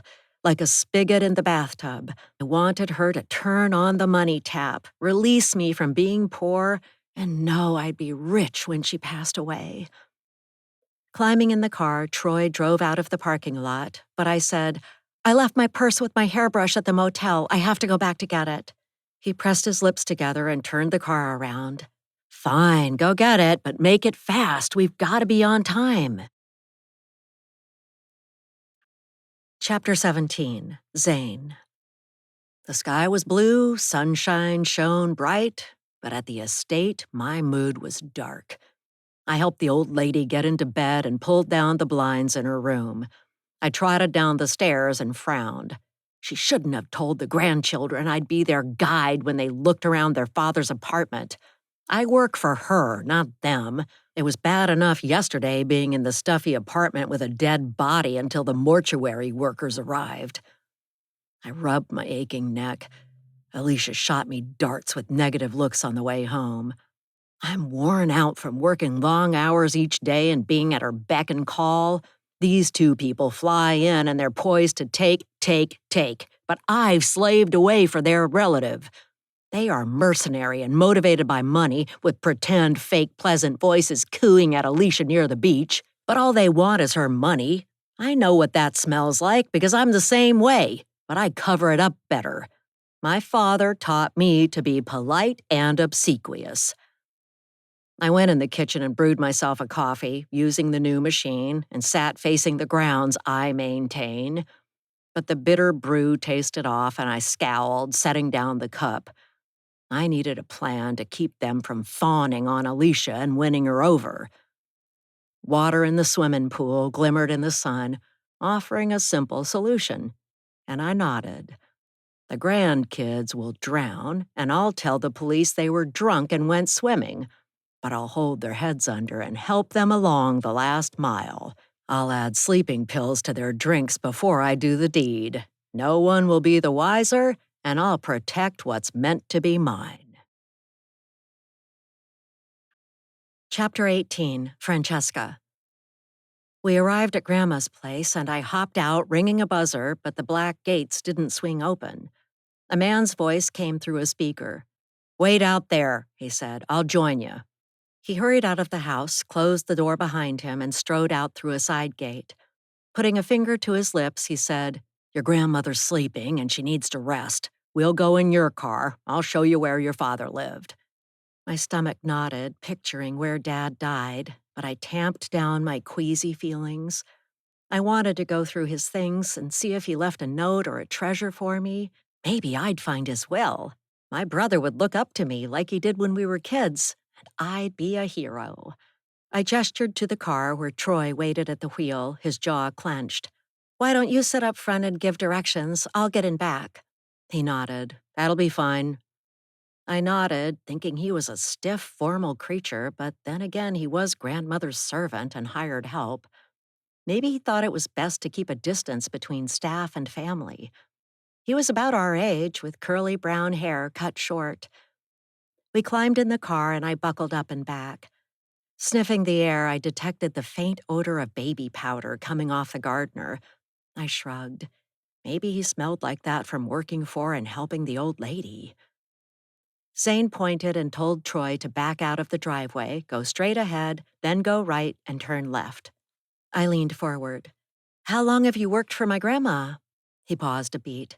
"I grew up on the property. My parents worked for your grandparents for many years." Something in the weight of his words and intonation made me tilt my head, but I couldn't see his face to read anything into it. Was he resentful? He shouldn't be.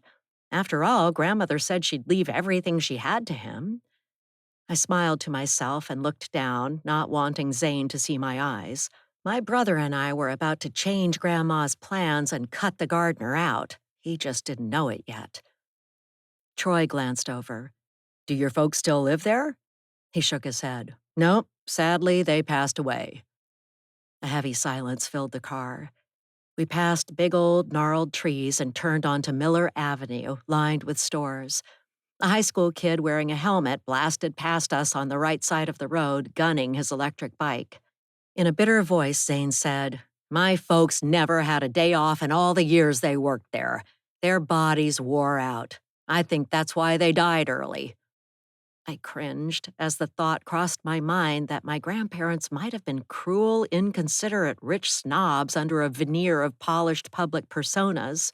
"I'm sorry to hear that. It's so sad." Zane craned his neck to look at me. "I've never had a day off either, to be honest, since I started working there. I'm supposed to be living in the cottage, but I sleep in a bed upstairs in a back room so your grandmother can call for me anytime, day or night." I said, "That sounds awful. You're working really hard. No wonder grandmother wants to leave you something in her new will." Zane said, "Actually, she's leaving me everything, like she told you last night when she called." My chest tightened. My brother and I exchanged a quick, panicked look in the rearview mirror. We couldn't let that happen. Zane pointed ahead. "Take a left in one block at the light. We'll walk up to an apartment building by a creek. Your father liked to look out at it." He turned to me, furrowing his dark brown eyebrows. "Let's be clear about what your grandmother intends to do. She'll draw up a new will when the holiday is over and leave everything to me.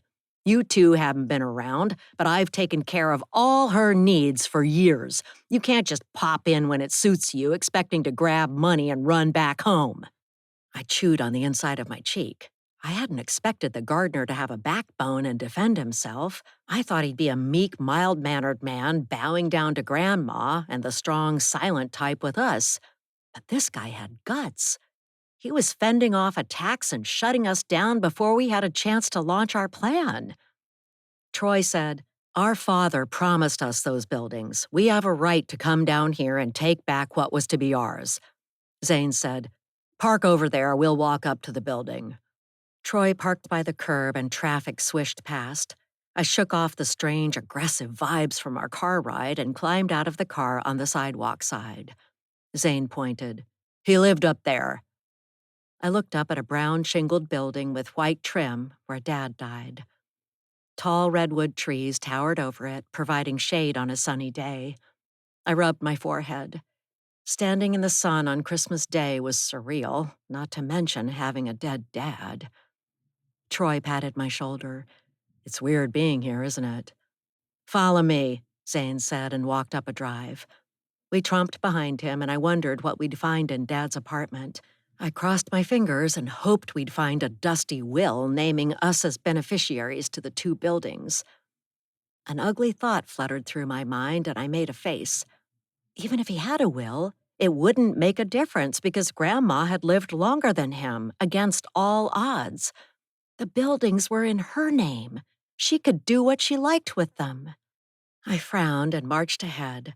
I should give up hope for getting my promised inheritance, but I couldn't let it go.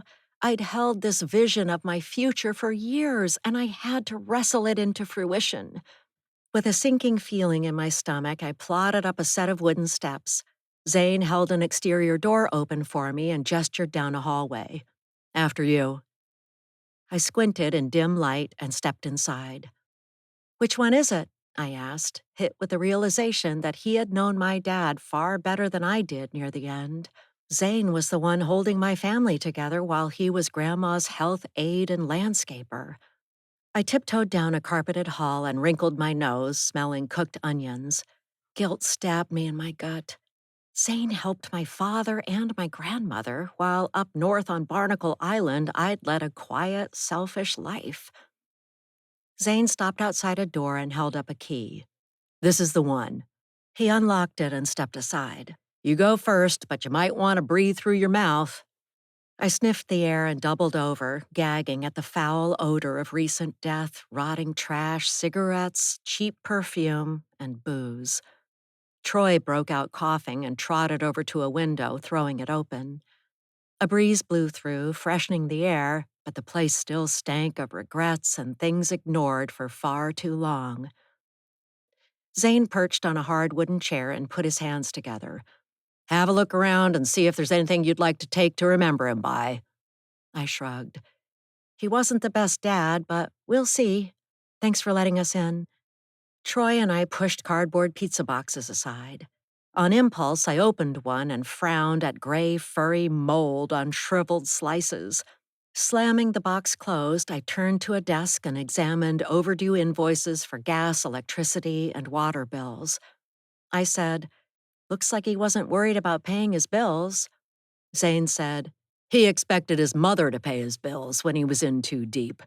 His pattern of behavior frustrated her, but he didn't change, even when she threatened to cut him off financially.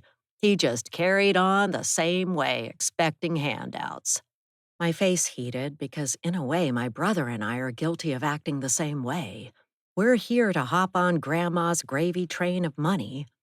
A colorful greeting card on Dad's desk caught my attention, and I picked up a birthday card I sent him years ago. He'd propped it up and put it in a prominent place, so maybe it meant something to him. Or maybe he hadn't gotten around to throwing it out. Troy waved a piece of paper in the air. "Got something." Just then, a woman with bleached blonde hair in her late 50s pushed open the door, storming into the room. "Who are you? Where's Ted?" Chapter 19, Zane. A blonde woman burst in the room yelling, and I jumped to my feet. "Don't come in here. This is off limits to everyone but family." She smiled, and her bright red lipstick glistened. She held up a key. "It's too late for that." Troy ran a hand through his hair. "Who are you?" She put a hand on her broad hip. "I'll ask the same. Who are you?" Troy said, "I'm his son." Francesca nodded. "I'm his daughter." The blonde frowned. "Where's Biff? I've been trying to reach him. He's not answering his phone." Troy, Francesca, and I shared a quick glance, and I nodded. I'd do the dirty work, like always, with no thanks. "You may want to sit down," I said. She shook her head. "Tell me right now. I want to know." I took a deep breath and dove in. "I'm sorry to tell you this, but he passed away yesterday afternoon." Her mouth fell open, her face went pale, and she dropped her purse. I offered her my chair, but she swayed back and forth and slumped to the floor.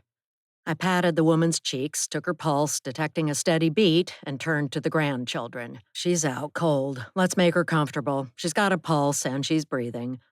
I said to Francesca, "Get her a glass of water."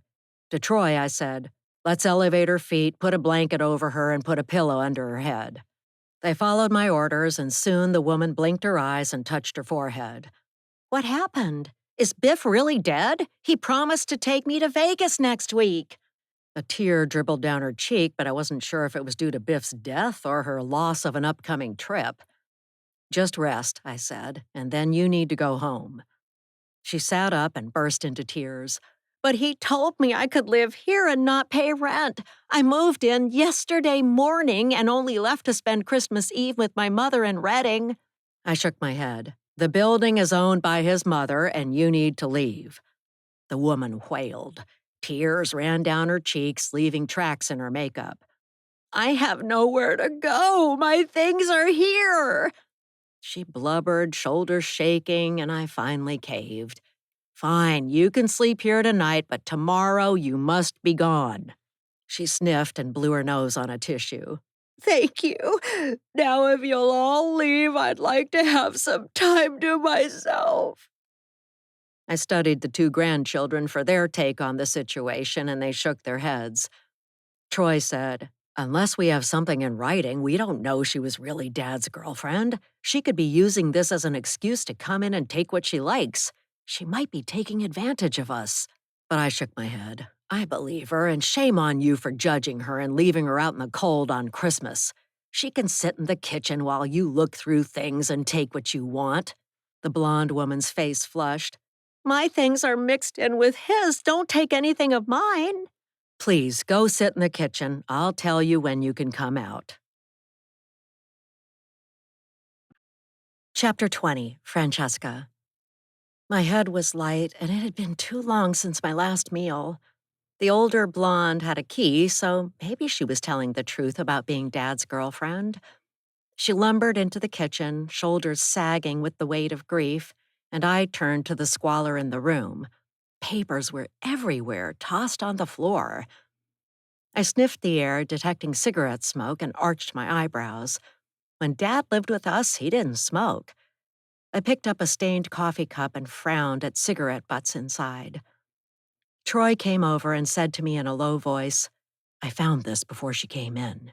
He handed me a piece of paper with handwriting scrawled on it. I read, To whom it may concern, in the event of my death, I bequeath all my earthly belongings and money to my dog Fifi. Zane looked over from his chair and scowled, crossing his legs. I said to Zane, Did my dad have a dog? He nodded. Yes, but it passed away a few years ago. I shoved the useless piece of paper back in Troy's hands.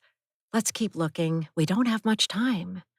But 15 minutes later, all I'd found were mismatched men's socks, a metal detector, the mandatory shorts and long white socks to go with that hobby, and a stack of old books. Opening one, I inhaled dust and sneezed, gently closing it. Dirty coffee mugs littered countertops as if he'd rather buy a new cup than wash one. Nothing reflected the brilliant mind Mom said he once had. I turned to my brother. Did you find anything? He raised a couch cushion, looked underneath, and let it flop down. Nope. He lived like a pig, and he was a fraud of a dad. From the kitchen, the blonde said, Don't speak ill of the dead. He wasn't perfect, but no one is. He was a nice guy and generous with his money. I asked Zane, What about Dad's bank accounts? Who gets what's in those?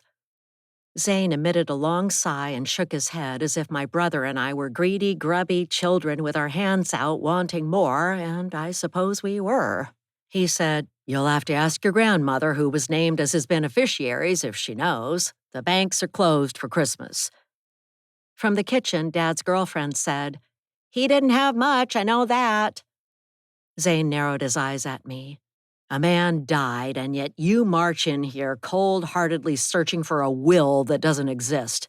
Shame on you. Don't you care about the man he was? I let his words sink in, my eyes roaming over shelves in the living room.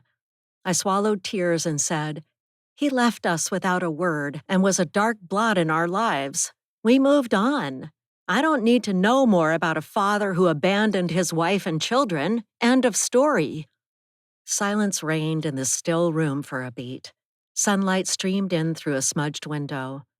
Outside, someone sang Christmas carols and jingle bells rang.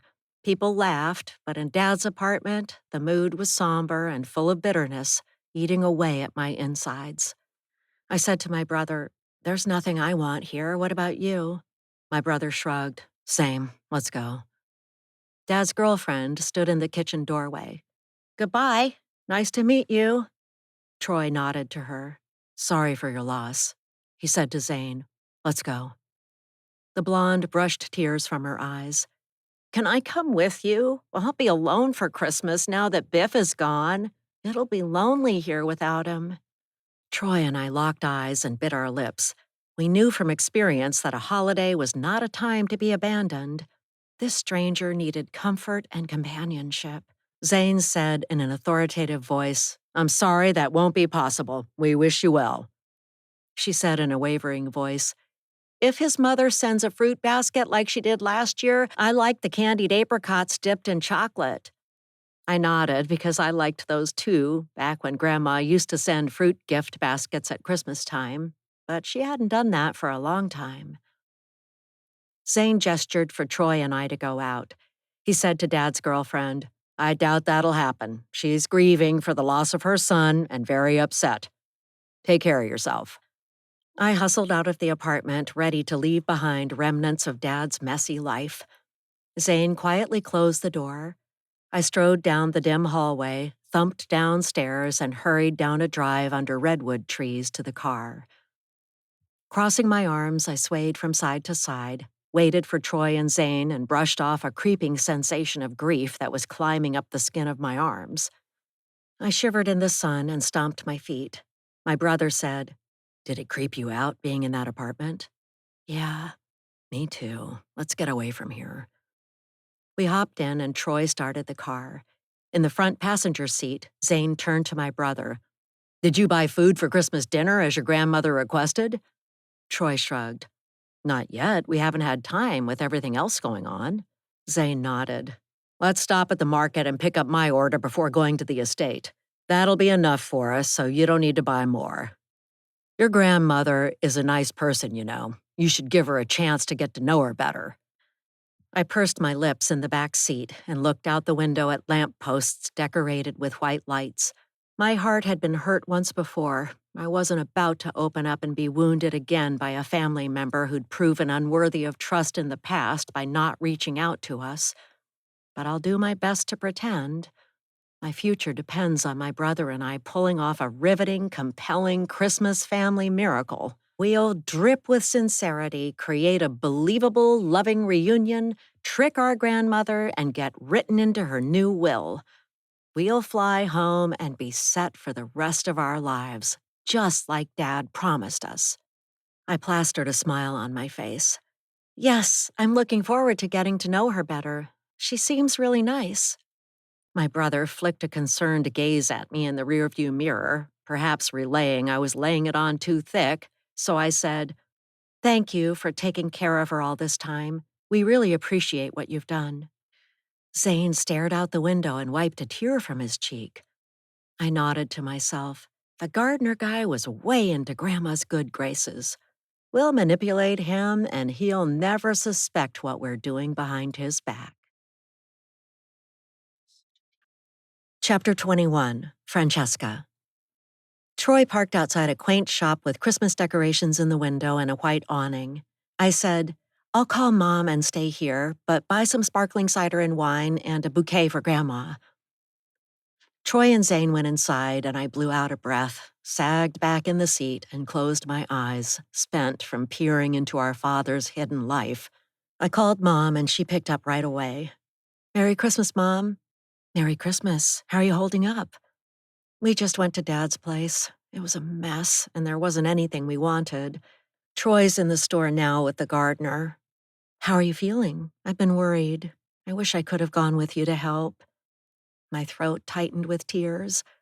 We're doing fine. We're going to Grandma's for Christmas dinner. Well done. You're working fast to get an invitation like that. Remember, be nice to the gardener because he has your grandmother's ear. Don't turn him against you. Don't worry, I won't. Zane's done everything for Grandma, so I can almost understand why she said she'd leave him everything. We'd never seen where Dad lived, not that I wanted to, but the whole thing is weird being here. It seems like everyone in town drives a new car and they live in fancy houses. It's not like Barnacle Island. I wish I was there instead. Nonsense. Buckle up and get your job done. Make sure she leaves you her money and her home. She depends on the greedy, conniving landscaper who has won her over, and he's grasping for everything she has. But you and your brother deserve it because your father abandoned you. Go after what's yours and claim it. I will, Mom. Don't worry. I'll get it done. I need that money. Knuckles rapped on the car window and I flinched, looking out at the blonde from Dad's apartment. I said, I gotta go. Merry Christmas. I love you. Merry Christmas, hun. I hung up and opened the car door, climbing out into cool air. The little town was decorated to the hilt with white twinkling lights in storefronts, creating a charming scene. Couples in t-shirts and shorts strolled past, holding hands. A woman in her early 30s wearing a jogging bra and black leggings pushed a stroller with a cooing baby. Everyone in Mill Valley was cheerful, except for me, my frosty, haughty grandmother, and Troy and Zane. I glanced at the sidewalk and let out a sigh. Death threw a shroud over our holiday. My brother and I had slammed into a cold, hard iceberg of facts. We didn't have a secret legacy in California, and our dead dad was a liar. I turned to Dad's girlfriend. Hi. I didn't get a chance to introduce myself. My name's Marcy. I tilted my head. Dad and I rarely spoke, maybe once a year, but he never mentioned Marcy. He kept conversations superficial and cut off calls after 3 minutes. How long were you together? She looked up at the blue sky. Maybe 3 years. We didn't exactly keep track. It was a casual thing until recently when he asked me to move in with him. What did you like about him, if I can ask? He was funny and kind. He was that kind of guy. I didn't expect him to die so soon. I frowned, wishing I'd called him last week like I meant to, but I'd put it off. Now it was too late. It came as a surprise to us, too. He talked about you and your brother and said good things about you. I blinked. He did? She nodded. All the time. He bragged about you both. I sighed. I had no idea he ever thought about us. Thanks for telling me. My brother and the groundskeeper emerged from the store carrying packages, and I said to Marcy, See you later. She wiggled her fingers in a goodbye. Bye. We shoved the packages in the trunk and hopped in, driving away, leaving Marcy alone on a holiday. It didn't feel right to exclude her, but this wasn't my party. I was barely on speaking terms with my grandmother, and I wasn't going to upset our plans by inviting a stranger to dinner, not when my brother and I had business to attend to. We had to think of ourselves and our futures first. For all I knew, Marcy was after a slice of the estate, too. Chapter 22, Alicia. I woke from a nap and called for Zane, but he didn't answer.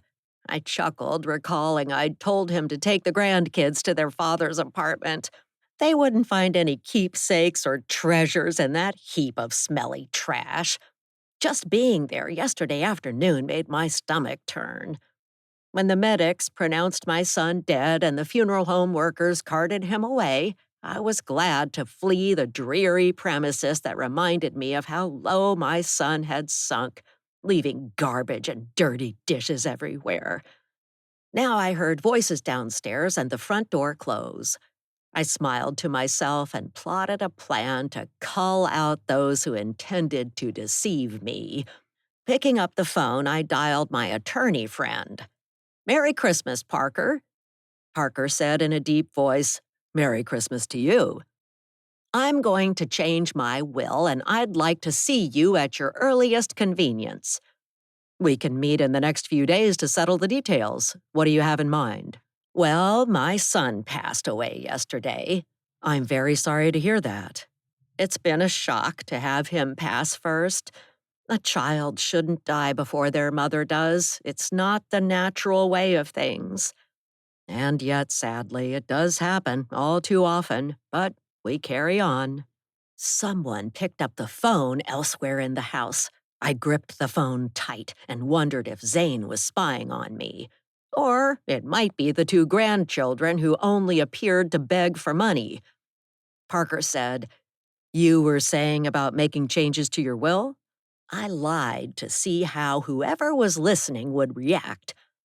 I'm considering leaving everything to my two grandchildren who are visiting from Washington State. I'd like to discuss it with you. A person on the phone line clicked off, but I also heard someone catch their breath. Perhaps two people were listening behind my back.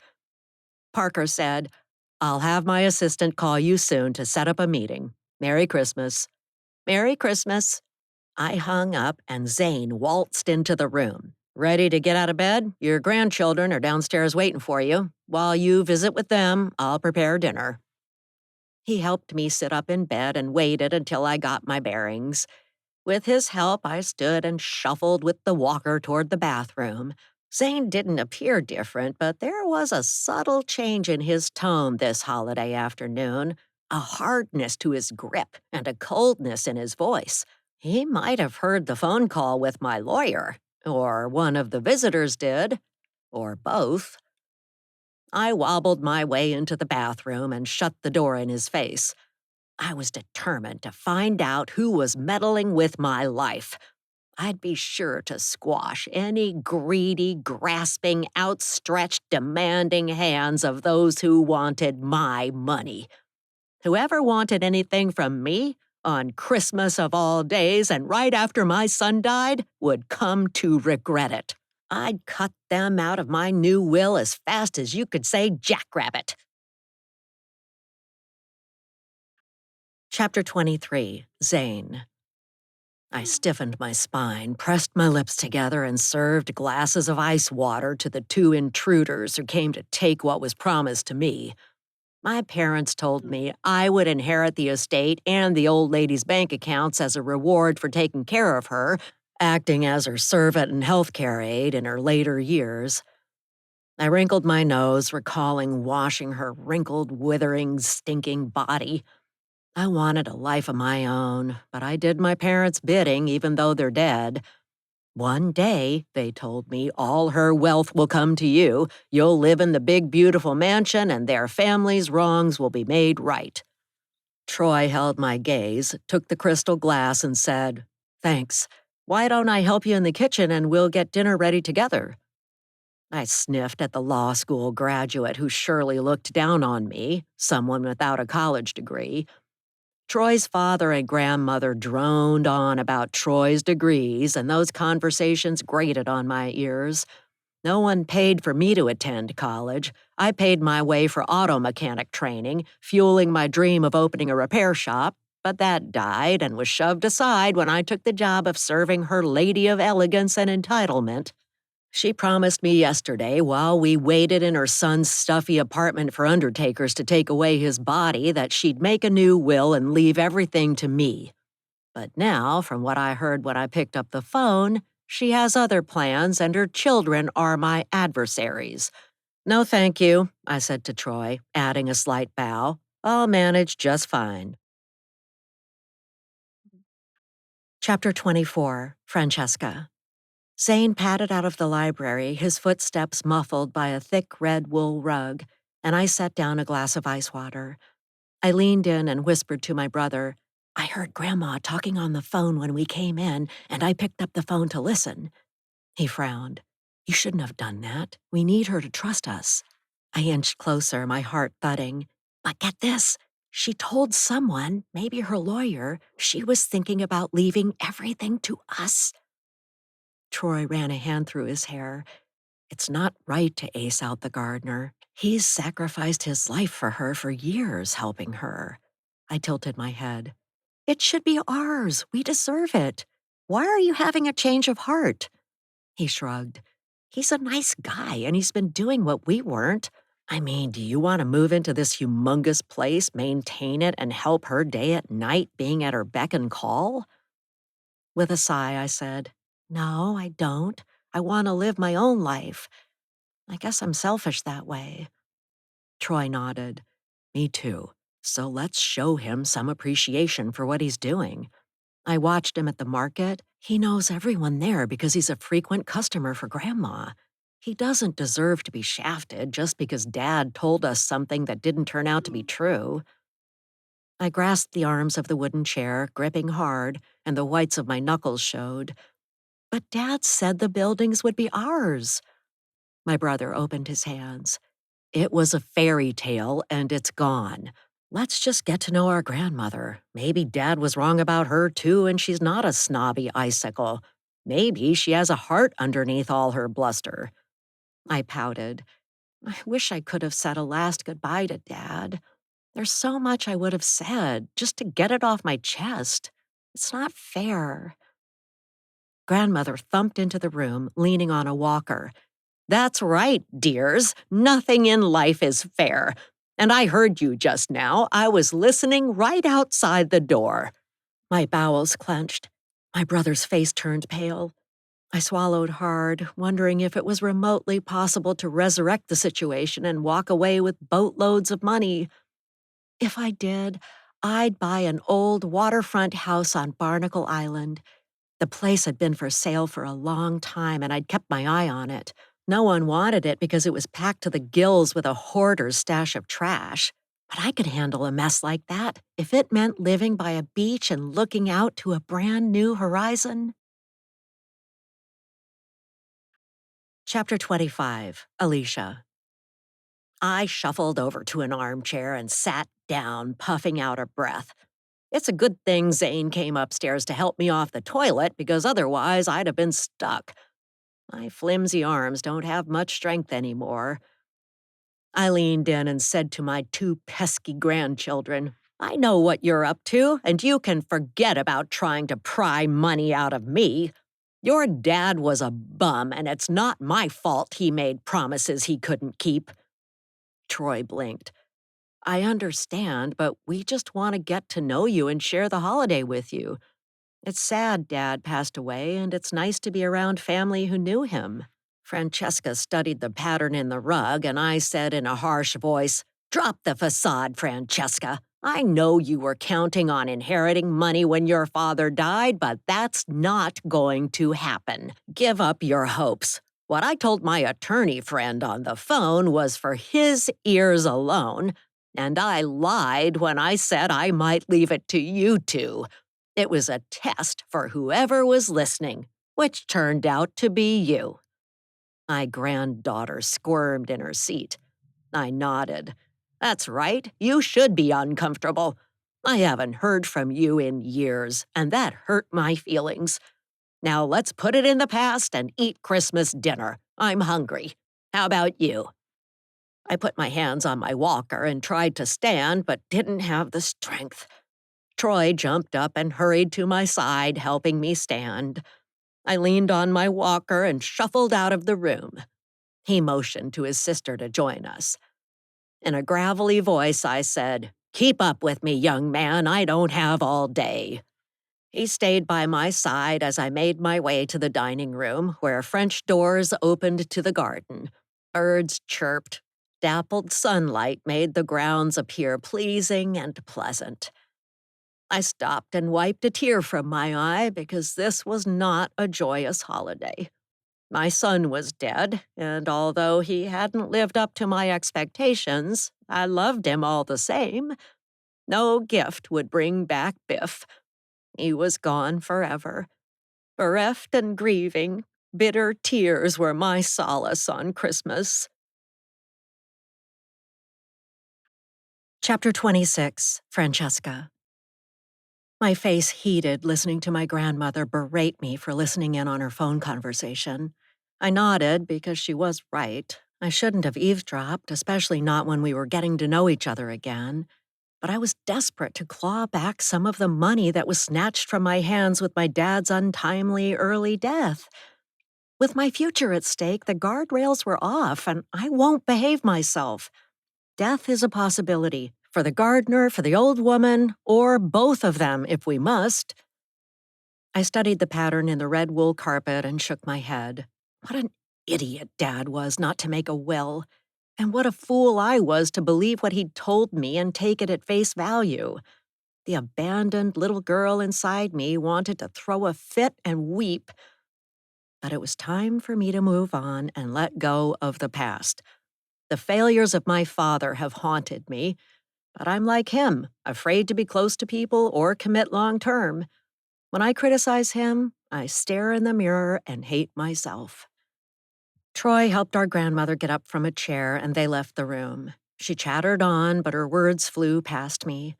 I dawdled behind, wondering what it would be like to live in this opulent house. There were so many rooms, I couldn't imagine it would feel cozy like I preferred. The home my grandparents built was meant for a mess of children running through the wide halls and into the huge manicured yard. Sadly, they only had one child, my father. Troy motioned for me to join them and go in the dining room.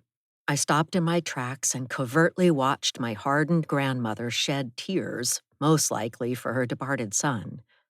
I hung my head, clasped my hands together, and wished Dad well, wherever he was in the universe of deadness and after death. He wasn't the worst father, but he wasn't the best. He was a low-weight dad, a weakling on the emotional front, but he wasn't mean or volatile. He was just absent. Grandmother pointed to a chair. Francesca, sit there. Troy, you'll sit in your grandfather's seat at the head of the table, but help me into my seat first. I went up to grandmother and helped her sit down. Where will Zane sit? She said, Zane won't join us tonight. It'll just be family for our Christmas dinner. My brother and I cocked our heads and stared at each other. I resented the gardener's presence and how close he was to her, but he didn't deserve being sent to the kitchen to eat by himself on a holiday. It wasn't right. I glanced at a large dictionary on a wooden pedestal table by a window and swallowed. Could we please invite him too? I'd hate to ignore him after all he's done for you. She shrugged. Fine. She stamped her right foot on a section of carpet under the table and a buzzer went off in the back of the house. A few seconds passed and she sniffed. Francesca, go check on Zane in the kitchen. See what he's doing and tell him he's invited to the dinner he's preparing for us. We'll eat with the help. Cringing how snobby my wealthy grandmother sounded, I shot my brother a quick look and strode away, searching for the kitchen. Chapter 27, Francesca. Lights blazed through the house, and I made my way through a butler's pantry with glass-fronted cabinets filled with various kinds of drinking glasses. Pushing open saloon doors, I entered a large kitchen. A fan over the stove whirred, creating white noise. Zane was bent over a task at a work table with his back to me. A pot of mashed potatoes bubbled on the stove. Slices of turkey breast in gravy sizzled in a frying pan. Scoops of red cranberry relish garnished with grated orange rind sat in a cut crystal bowl with a silver serving spoon. Heady aromas made my mouth water. Zane bent over a white piece of paper. Curious to know what he was doing, I tiptoed over and peered over his shoulder. My mouth fell open when I read the words Last Will and Testament. Clutching a pen, he signed Alicia's name with a flourish. In a loud voice, I said, What are you doing? He flinched and turned, his eyes growing wide. He quickly folded the document and stuffed it in his dark blue blazer pocket. His left eye twitched. It's nothing at all. I stared at his eye. He was definitely planning something. My mind skittered around to the many possibilities. Not giving away one iota of what my brother and I had in mind, if it came down to a final fight with the old battle axe, I said, I hope you won't hurt Grandma and hasten her end. She's just an innocent old woman. Besides, she said she was leaving everything to you, so why do you need a fake will?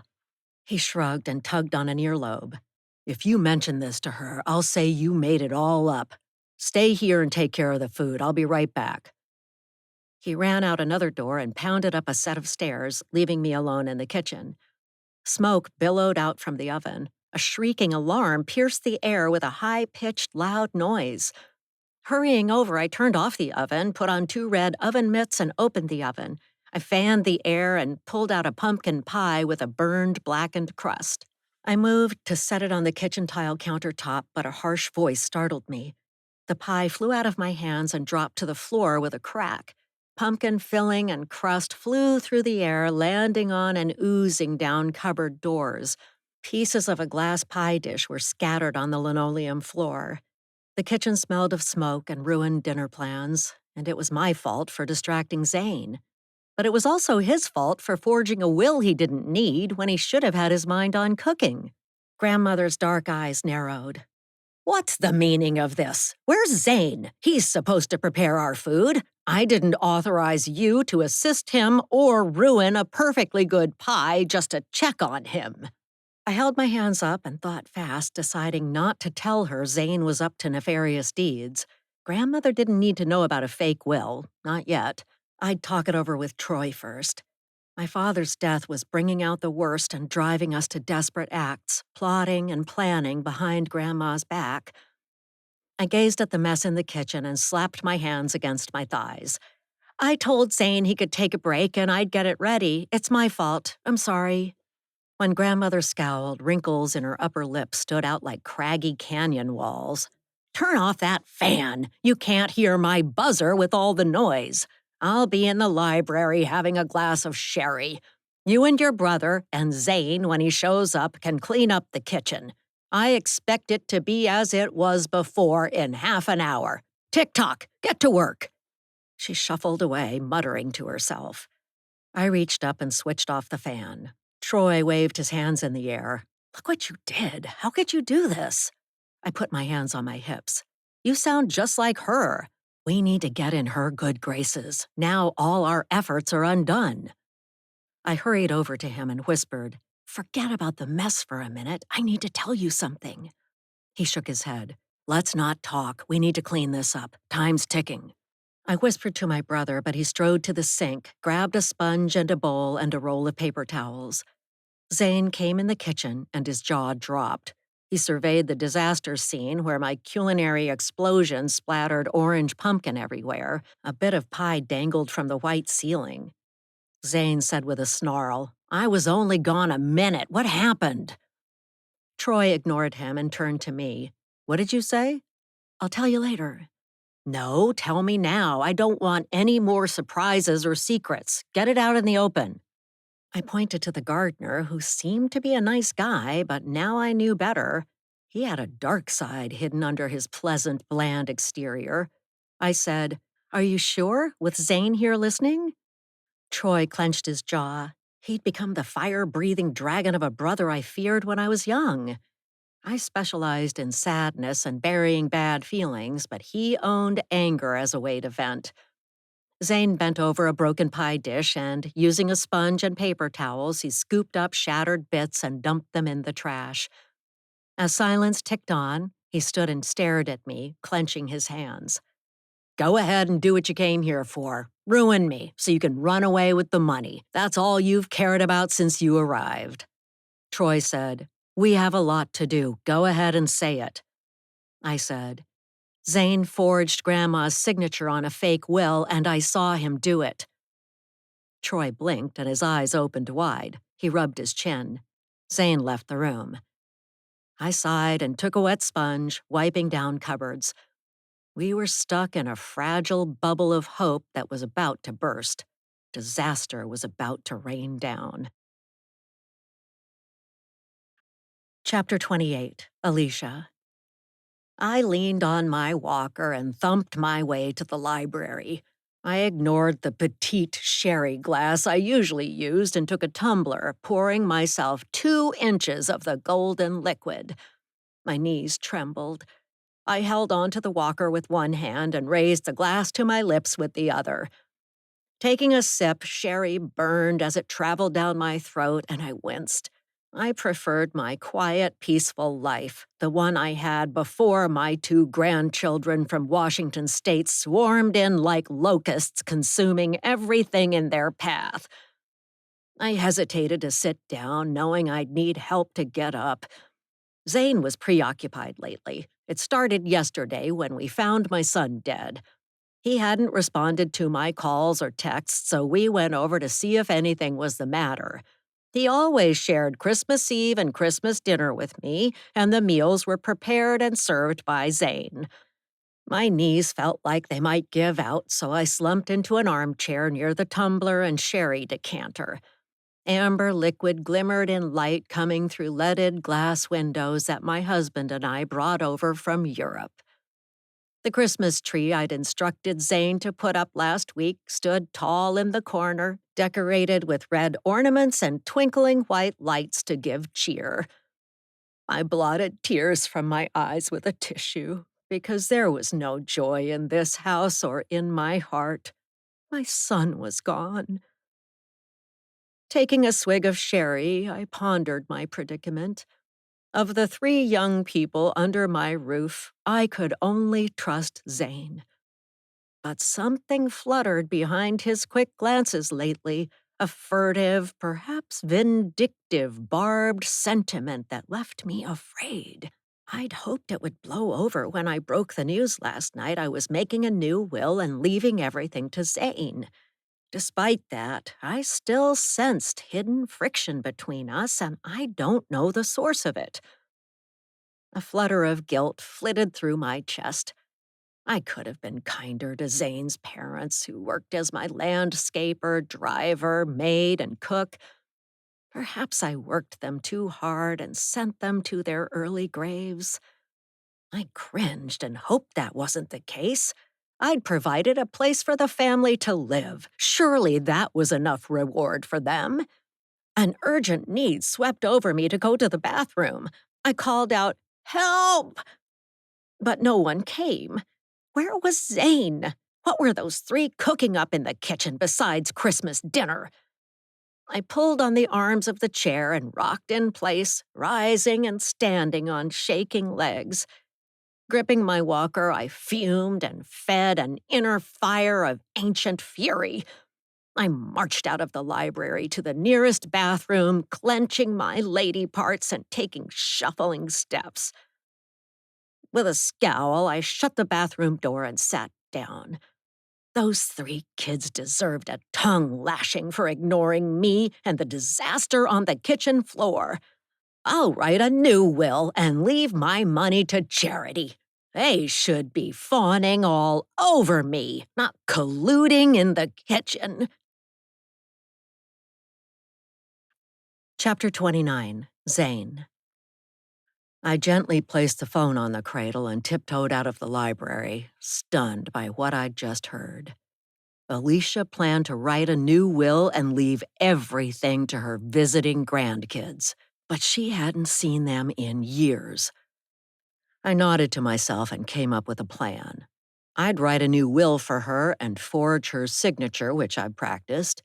My parents coached me through what to do if it came down to the 2 grandchildren getting her money or me. On his deathbed, Dad murmured to me, "Make sure the money goes to you. Do what you must. You can't allow the son to have it or the missing grandkids she never sees. Take what's yours and claim it." I took the printed will to the kitchen and turned down the burners on the old gas stove to simmer. I needed to add Alicia's signature and store the will in a safe place. I mulled over the options of her death by drowning in a bathtub or in the swimming pool. I'd wave the will around after her death. Alicia has lived long enough. Thinking about my parents, I wiped tears from my eyes. When I was young, my parents came home late each night and collapsed in bed, falling fast asleep, only to rise before dawn the next day to serve Alicia's endless needs. Mom taught me to plaster on a smile, ignoring resentment stewing inside. A fan over the stove whirred, a timer for the oven dinged, but I ignored it. I've had enough, and I can't take it anymore. Alicia's son's death and the appearance of her 2 greedy grandchildren brought an end to my passive, pathetic state. The old lady must go. I smiled. I'll be master of this house. I'll raise a family under this roof. My children will run through the halls, laughing. Sucking in a breath, I pulled out a pen, scribbled the date, and forged Alicia's signature with a flourish. A voice behind me made me jump. Francesca said, "What are you doing? I hope you won't hurt Grandma." My heart thudded and I gathered my papers. "I'll be right back. Take care of the food. You're in charge for now." I hurried out of the kitchen, pulse racing, and ran up the stairs to the tiny servant's room. I pulled up the thin, musty old twin mattress and hid the new will under it. There was enough space for a twin bed and a nightstand, and that was it. The window was up high and too small to use in the event of a fire. I grit my teeth. Alicia and her husband designed and built this room. They knowingly put servants in a room that wasn't safe if there was a fire. Blowing out of breath, I wiped my hands on my pants and closed and locked the bedroom door. I had slipped out to Goodwin's hardware store off 101 to buy a lock for the door yesterday afternoon. Christmas music played in the store and the cashier was all smiles, but I wanted to get back to the estate before Alicia discovered I was gone. Installing the lock was no problem, given what Dad taught me, but my armpits dripped with sweat. I knew I was violating the household policy of no locks on servants' quarters, but I had to keep those two grandchildren out. They wanted to take everything from me. I could feel it, like a threatening dark storm cloud hovering on the horizon. I thumped down the back stairs to the kitchen and called on my skills of treachery, trickery, and deceit. I had to keep Francesca from telling her brother and Alicia what I did with the forged will. We were pitted against each other in a battle for survival, and I had to win for my parents' sake. I wished the two money grabbers from the north would fly home so I could work my magic with Alicia in secret. What a surprise it'd be for me to find her dead in a bathtub. Pushing the swinging door open, I strode in the kitchen, and my jaw dropped.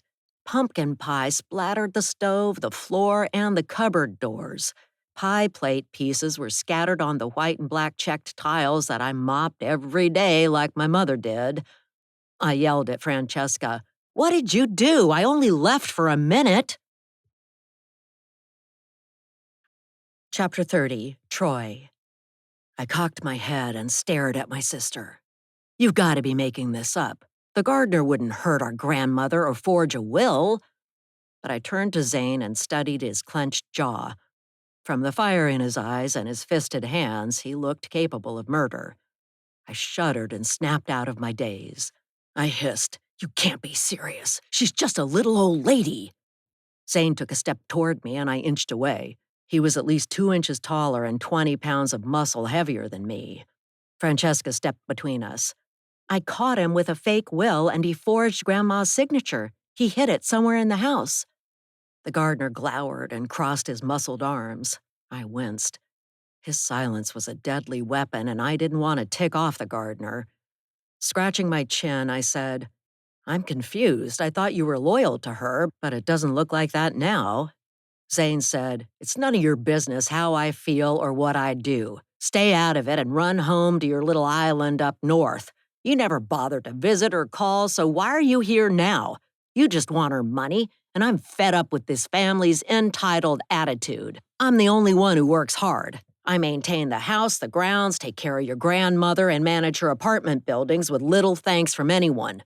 I'm taking back control of my life, and it's high time I did. Don't get in my way. If you do, you'll regret it." My eyebrows shot up. "I won't let you hurt Grandma. The reason we didn't see her is our father's fault." Zane glared. "Take responsibility for your actions. My parents brought me up better than you were raised, it seems.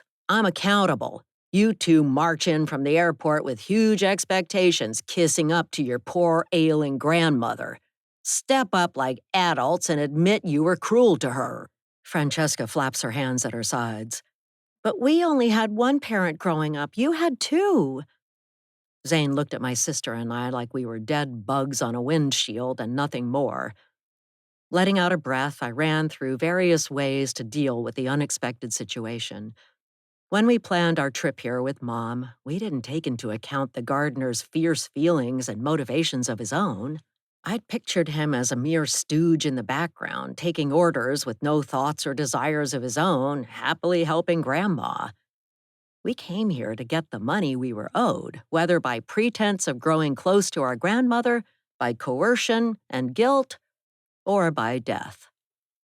The gardener before me was a granite rock. He stared with cold, dark eyes, and it was clear he was against us.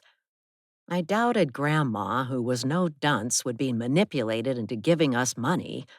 We needed to fake a will of our own and gently guide Grandma to an early death, preferably in the swimming pool in the huge backyard.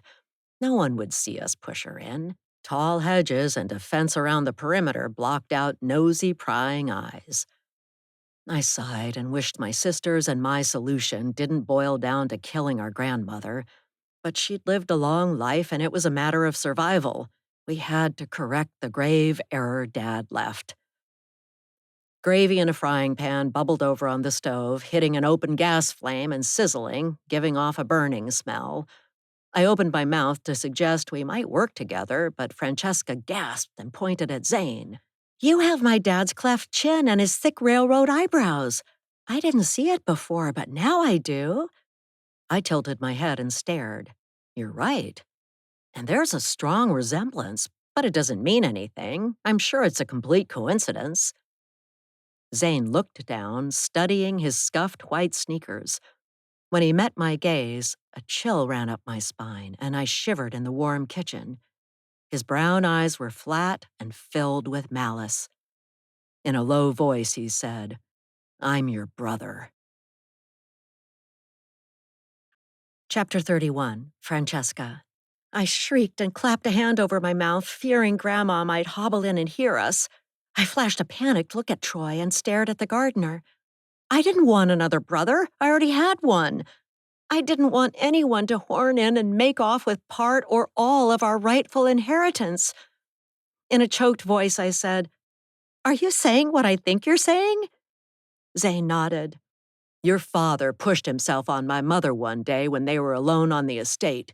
She fought, but it was no use. He overpowered her." My stomach churned. My despicable dad sexually assaulted an employee on the property. It was almost beyond belief. But it was true. I could tell from Zane's face and his body language. "I'm so sorry. How absolutely wrong and disgusting. And your poor mother. What did she do?" "She talked to my father, and they were afraid. Your dad threatened her, and so did our grandparents. Mom decided not to do anything.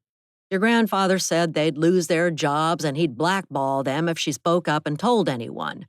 He said they'd never get work again, no matter where they moved." I winced. How awful. What a horrible thing to have happen. "I'm sorry." Troy cleared his throat. "I feel awful too. Dad was a horrible man. But when your mother gave birth to you, you and your family continued to live on the estate where the assault happened?" Zane chewed on a fingernail. "Yes, it was difficult, and it still is. When I inherit the estate, I'll tear down the pool house where the assault happened and replace it with a rose garden in memory of my parents." I sighed. I can't imagine how rough that was for your folks. Did our grandmother dote on you and treat you as her own grandchild, as she should have? Zane shook his head, wiping tears from his eyes. "Not one bit of affection came my way from your grandparents. When their friends came to dinner, they demanded I be left in the cottage. They were ashamed of me and hid me because I looked like your dad when he was little." Cocking my head, I said, "But what about in town? Did anyone notice that you looked like a member of the family your parents served?" Zane said, "Nope, I went to local schools, including Mount Tam High, and no one noticed. I guess it never crossed their minds that the son of a maid and gardener might be a bastard and heir to the estate where his parents worked." My pulse picked up. "But this is our estate, my brother's and mine, when she dies. It's not yours. I heard her on the phone earlier." Zane looked me in the eyes. "You misunderstood. I listened from another room, like you did, and she told me it was a ruse. She knew we were eavesdropping, and she lied. She wanted to test you." I pursed my lips. "I doubt it was a lie. Grandma sounded sincere." My new brother let out a bitter laugh. "You've been hidden on that island with your head stuck in the sand. You don't know the rich like I do. They lie straight to your face without shame to get what they want." Troy said, "Why would she lie about giving us everything in her will?" Zane's eyes lit up. "Because she's fooling you. There's already a signed will giving me everything, like she said when she called you Christmas Eve. It's all set in stone. She asked me to print out a fake will and make sure Francesca saw me forging her signature." I opened my hands. "That's why she sent me into the kitchen just now." But why did we bother to come down here if it was already set up? What's going on? Zane said, "What's going on is you've confirmed her worst fears. You're only after her money, just like your father. All you care about is gliding along on her dollar." Troy glanced toward the dining room. "Wait, where's Grandma? We need to see how she's doing. She might need our help." The three of us sprang into action, working as one unit. We turned off burners on the stove, left the sticky mess on the floor, and trotted down halls calling for her. If we'd been young children, it would have been a game, but it wasn't. Acid rose from my gut and I swallowed bile. My dad was a horrible man, far worse than I'd imagined, and his parents covered up for him. I made a face and didn't want anything more to do with this side of the family. Grandma's dirty money was tainted with filthy secrets, and Zane deserved it far more than we did. My brother and I were abandoned, but Zane's truth about his birth father was erased by our wealthy grandparents. They covered up a crime. My stomach lurched, and I threw open a door, barging into a bathroom. My grandmother was sitting on the toilet, hunched over. I retched into the sink and coughed up dreadful hate for my dead, disgusting dad. I wiped my mouth on a hand towel and yelled out the door, "I found her! We're in a bathroom by the library!" Chapter 32, Alicia. Sitting on the toilet, tears streamed down my cheeks. Over the years, I had to bury the truth about my son being Zane's true father. I was tired of telling lies. My heart fluttered and my chest grew tight. My jaw ached. I ran a hand over my lower back, which hurt. Would it be so bad to die now and let go? Yes, it would. I grimaced. I'd be humiliated when people found me on the toilet. What an embarrassing final note to a carefully curated life that'd be. I couldn't let that happen. "Help!" I called in a weak voice. But with the bathroom door closed, no one heard me. I'd left my medical alert button by the bedside, as I often did, thinking I was immortal and I'd never need to use it. I reached out a feeble, trembling hand, but the intercom on the wall was too far away. Alone on the toilet, I slumped over and put a hand to my chest. This wasn't the glorious end I wanted for my elegant life. I didn't want to die on a toilet. Help! With my last breath, I wheezed, "I'm sorry, Zane. I'm sorry. I should have treated you better." Chapter 33, Francesca. My brothers ran in the bathroom and crowded around grandmother. I said, "I think she's dead." Zane reached out and felt for a pulse. "She's definitely dead. We need to clean her up and get her in bed. She wouldn't want strangers to see her this way. What an undignified end that would be. She'd be humiliated." Troy touched Zane's arm. "Stop, don't move her. If we do, we could be accused of killing her. Leave her be and call 911. Did she have a DNR? Zane nodded. "She does. She didn't want to be revived if something like this happened. She was ready to go." I said, "Maybe her dying here is a fitting end for someone who covered up the truth about what Dad did." Zane glared. "Don't speak ill of her. I won't allow it, even after death. She was following your grandfather's orders even after you passed away. He had a far reach from the grave." Troy sniffed the air. "What stinks? Did she throw up in the sink over there?" "That was me. I'll wash the sink." Troy grabbed my wrist. "Don't. Leave everything as it is. We need to prove this was an accident and we had no part in her death. I don't want to go to jail for something I didn't do." I said, "I'll call 911 and stay with her body." Zane nodded. "I'll grab the DNR from the kitchen drawer. She was too vain to post it on the refrigerator like her doctor suggested." Troy stood and wiped his eyes. "It's a shame we never got to know her." Zane paused at the doorway. She was unknowable and a cold witch, as your father said to me once, but she did the best she could under the circumstances. She grew up dirt poor and they ate dandelion soup for dinner. She told me money mattered most to her above all else. Troy nodded. I'll meet the EMTs at the door, and the police will probably do an investigation into her death. Hang on, we'll get through this together. When my brothers left the bathroom, I pulled out my phone and dialed 911, reporting that we thought our grandmother was dead of natural causes. Standing there watching her shriveled corpse lean to the side, I said, I wished you'd told us the truth. I would have liked to know I had another brother. He seems like a nice guy and he's defending you, I'll have you know. But you could have reached out to us when Dad left. We never heard from you. We thought you didn't love us and didn't want to hear from us. The EMTs arrived, crowding the small room, and I stepped out to the hallway, glad to be away from the stink of death, the corpse, and the stench of my vomit.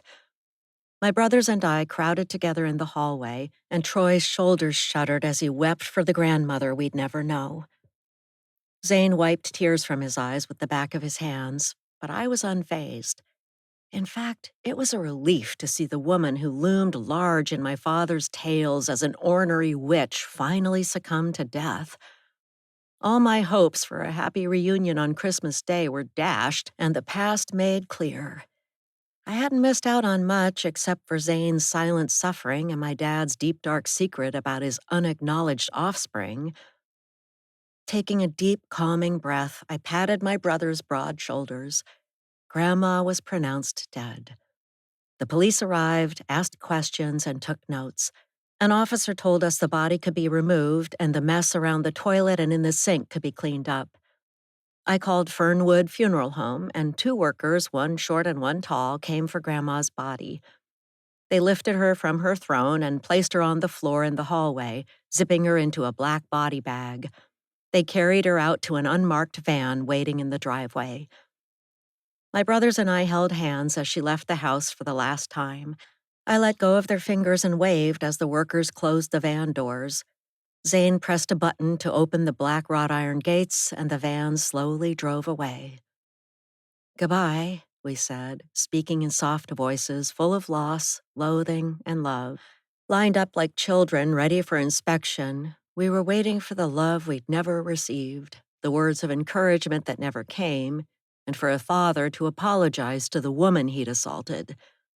I shrugged. I guess it's over. At least the truth came out, and I'm glad to know you're my brother. Zane nodded. She guarded the secret to protect her reputation. She didn't care how I felt. She never once said she loved me. Troy went over and clapped Zane on the shoulder. I'm sorry about what you and your family went through, but we're here for you now. A whiff of pure greed leaked through my skin, and I sighed at how close I'd come to having my money. My chance of inheriting a building was gone. The game was over before it began, and grandmother controlled the rules. I didn't stand a chance against her. I said, I guess I'll go clean up the smelly mess in the bathroom. Zane said, I'll get dinner ready. You hungry? I could eat, I said, surprised to find I was famished. Troy nodded. I'll help you in the kitchen. I'll do anything to avoid Francesca's job in the bathroom. I glided down the hall and scrubbed the bathroom, bringing it back to life. Flicking off the lights, I left the door open for fresh air to filter in, but we'd never completely get rid of the stink of wrongdoings in this mansion. I hurried down the hall to join my brothers and eat Christmas dinner together. We had a surprise sibling, and the dynasty of lies ended with Grandma's death. I wish we'd known about our brother earlier, but at least now we had a chance in the clear California sunlight. Chapter 34, Zane. Troy and I cleaned the kitchen floor, wiped down pumpkin pie splatter on white cabinets, and threw the rest of the broken pie plate in the trash. Washing my hands and drying them on a hand towel, I moved aside for Troy to take his turn at the sink. I took a deep breath and crossed my arms, leaning back against the white-tiled countertop. Alicia was willing to spend loads of money on cars and clothes, but not in areas where outsiders never saw. The kitchen was my parents' and my domain. No guests ever set foot here. I said, "So how's this gonna work?" Troy flicked water off his fingers and took the towel I tossed to him. "You mean us being brothers?" My pulse quickened because I'd broached a topic I'd always wanted to over the years. I'd dreamed of this day, but now I doubted they'd welcome me into their tight fold. I didn't have any family left now that our grandmother was dead. "Sure, that's what I mean. I was an only child, and I'm not sure how to be a brother." He grinned and drew me into a hug. "Let's take it day by day, but you're always welcome to stay with us on Barnacle Island." Francesca came in the kitchen and screwed up her face. "That was the most disgusting cleanup job I've ever had to do, but it's done. It's all fresh and sparkling clean in there now." I nodded. That's the first time someone else has cleaned in this house except for me and my parents in many, many years. Thank you for doing that. She shrugged. "It's about time someone else did it. Let's eat." We sat around the dining table, gathered together at the far end by a large dictionary, and ate turkey with gravy and mashed potatoes. We toasted with sparkling wine. Francesca raised her glass. "To my living without expectations of wealth arriving at any minute, miraculously solving my problems. Merry Christmas." "Same here," Troy said, raising his glass. "Absolutely," I said. "I'll drink to that. And I hope I'll never hear that buzzer hidden under the rug to ring for service again. In fact, I'll rip it out myself. Merry Christmas." Looking at my newfound sister and brother, I realized the negative drama had been created by my biological father. He'd lied to them and created a hunger for what they couldn't have. One day I might give them each a gift of money in memory of our icicle queen of a grandmother, if they behave themselves, that is. I'll keep my eye on them because I know I can't trust those who are closest. Family, I've learned, can be vicious. The phone rang and I got up to answer it. "Hello?" "Zane, this is Parker, your grandmother's attorney. I was notified that she passed away today, and I called to say I'm sorry to hear that." I swallowed tears because those you love can hurt you by showing cold indifference that skewers the heart. But I know Alicia loved me. I'm sure of it. That's why she left me the estate. "If you're available right now, I'd like to come by and read you her will. It's a bit unusual, my coming over, but we were family friends, and I think she'd want me to let you know the contents of her will right away." My throat closed tight, and I managed to say, "But I already know the contents of her will. She told me she left everything to me before she died." Francesca and Troy shot me worried looks. Parker said in a deep voice, "I'm afraid that's not the case. It's a bit more complicated than that. Are Troy and Francesca there? Good, keep them there. I'll want to speak to the three of you at the same time. I'll be over soon." Chapter 35, Zane. The doorbell rang and I hurried to answer it. My hands were cold, my armpits prickled with sweat. I cautiously opened the door to a man in his late 60s with gray hair. I'd met him before when my grandparents had parties, and he struck me as a kind man. We shook hands and I welcomed him inside, taking his coat. I said, "Let's go in the dining room. My sister and brother are waiting for you in there." When I hung up the phone and told my siblings what was about to happen, we rushed around, clearing the dining table and tidying up the kitchen, putting food away. Now the place was spotless and the dining table gleamed. I said, "Can I get you something to drink?"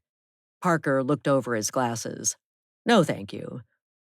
We entered the dining room where Francesca stood looking out a window to the garden and a pool that I maintained.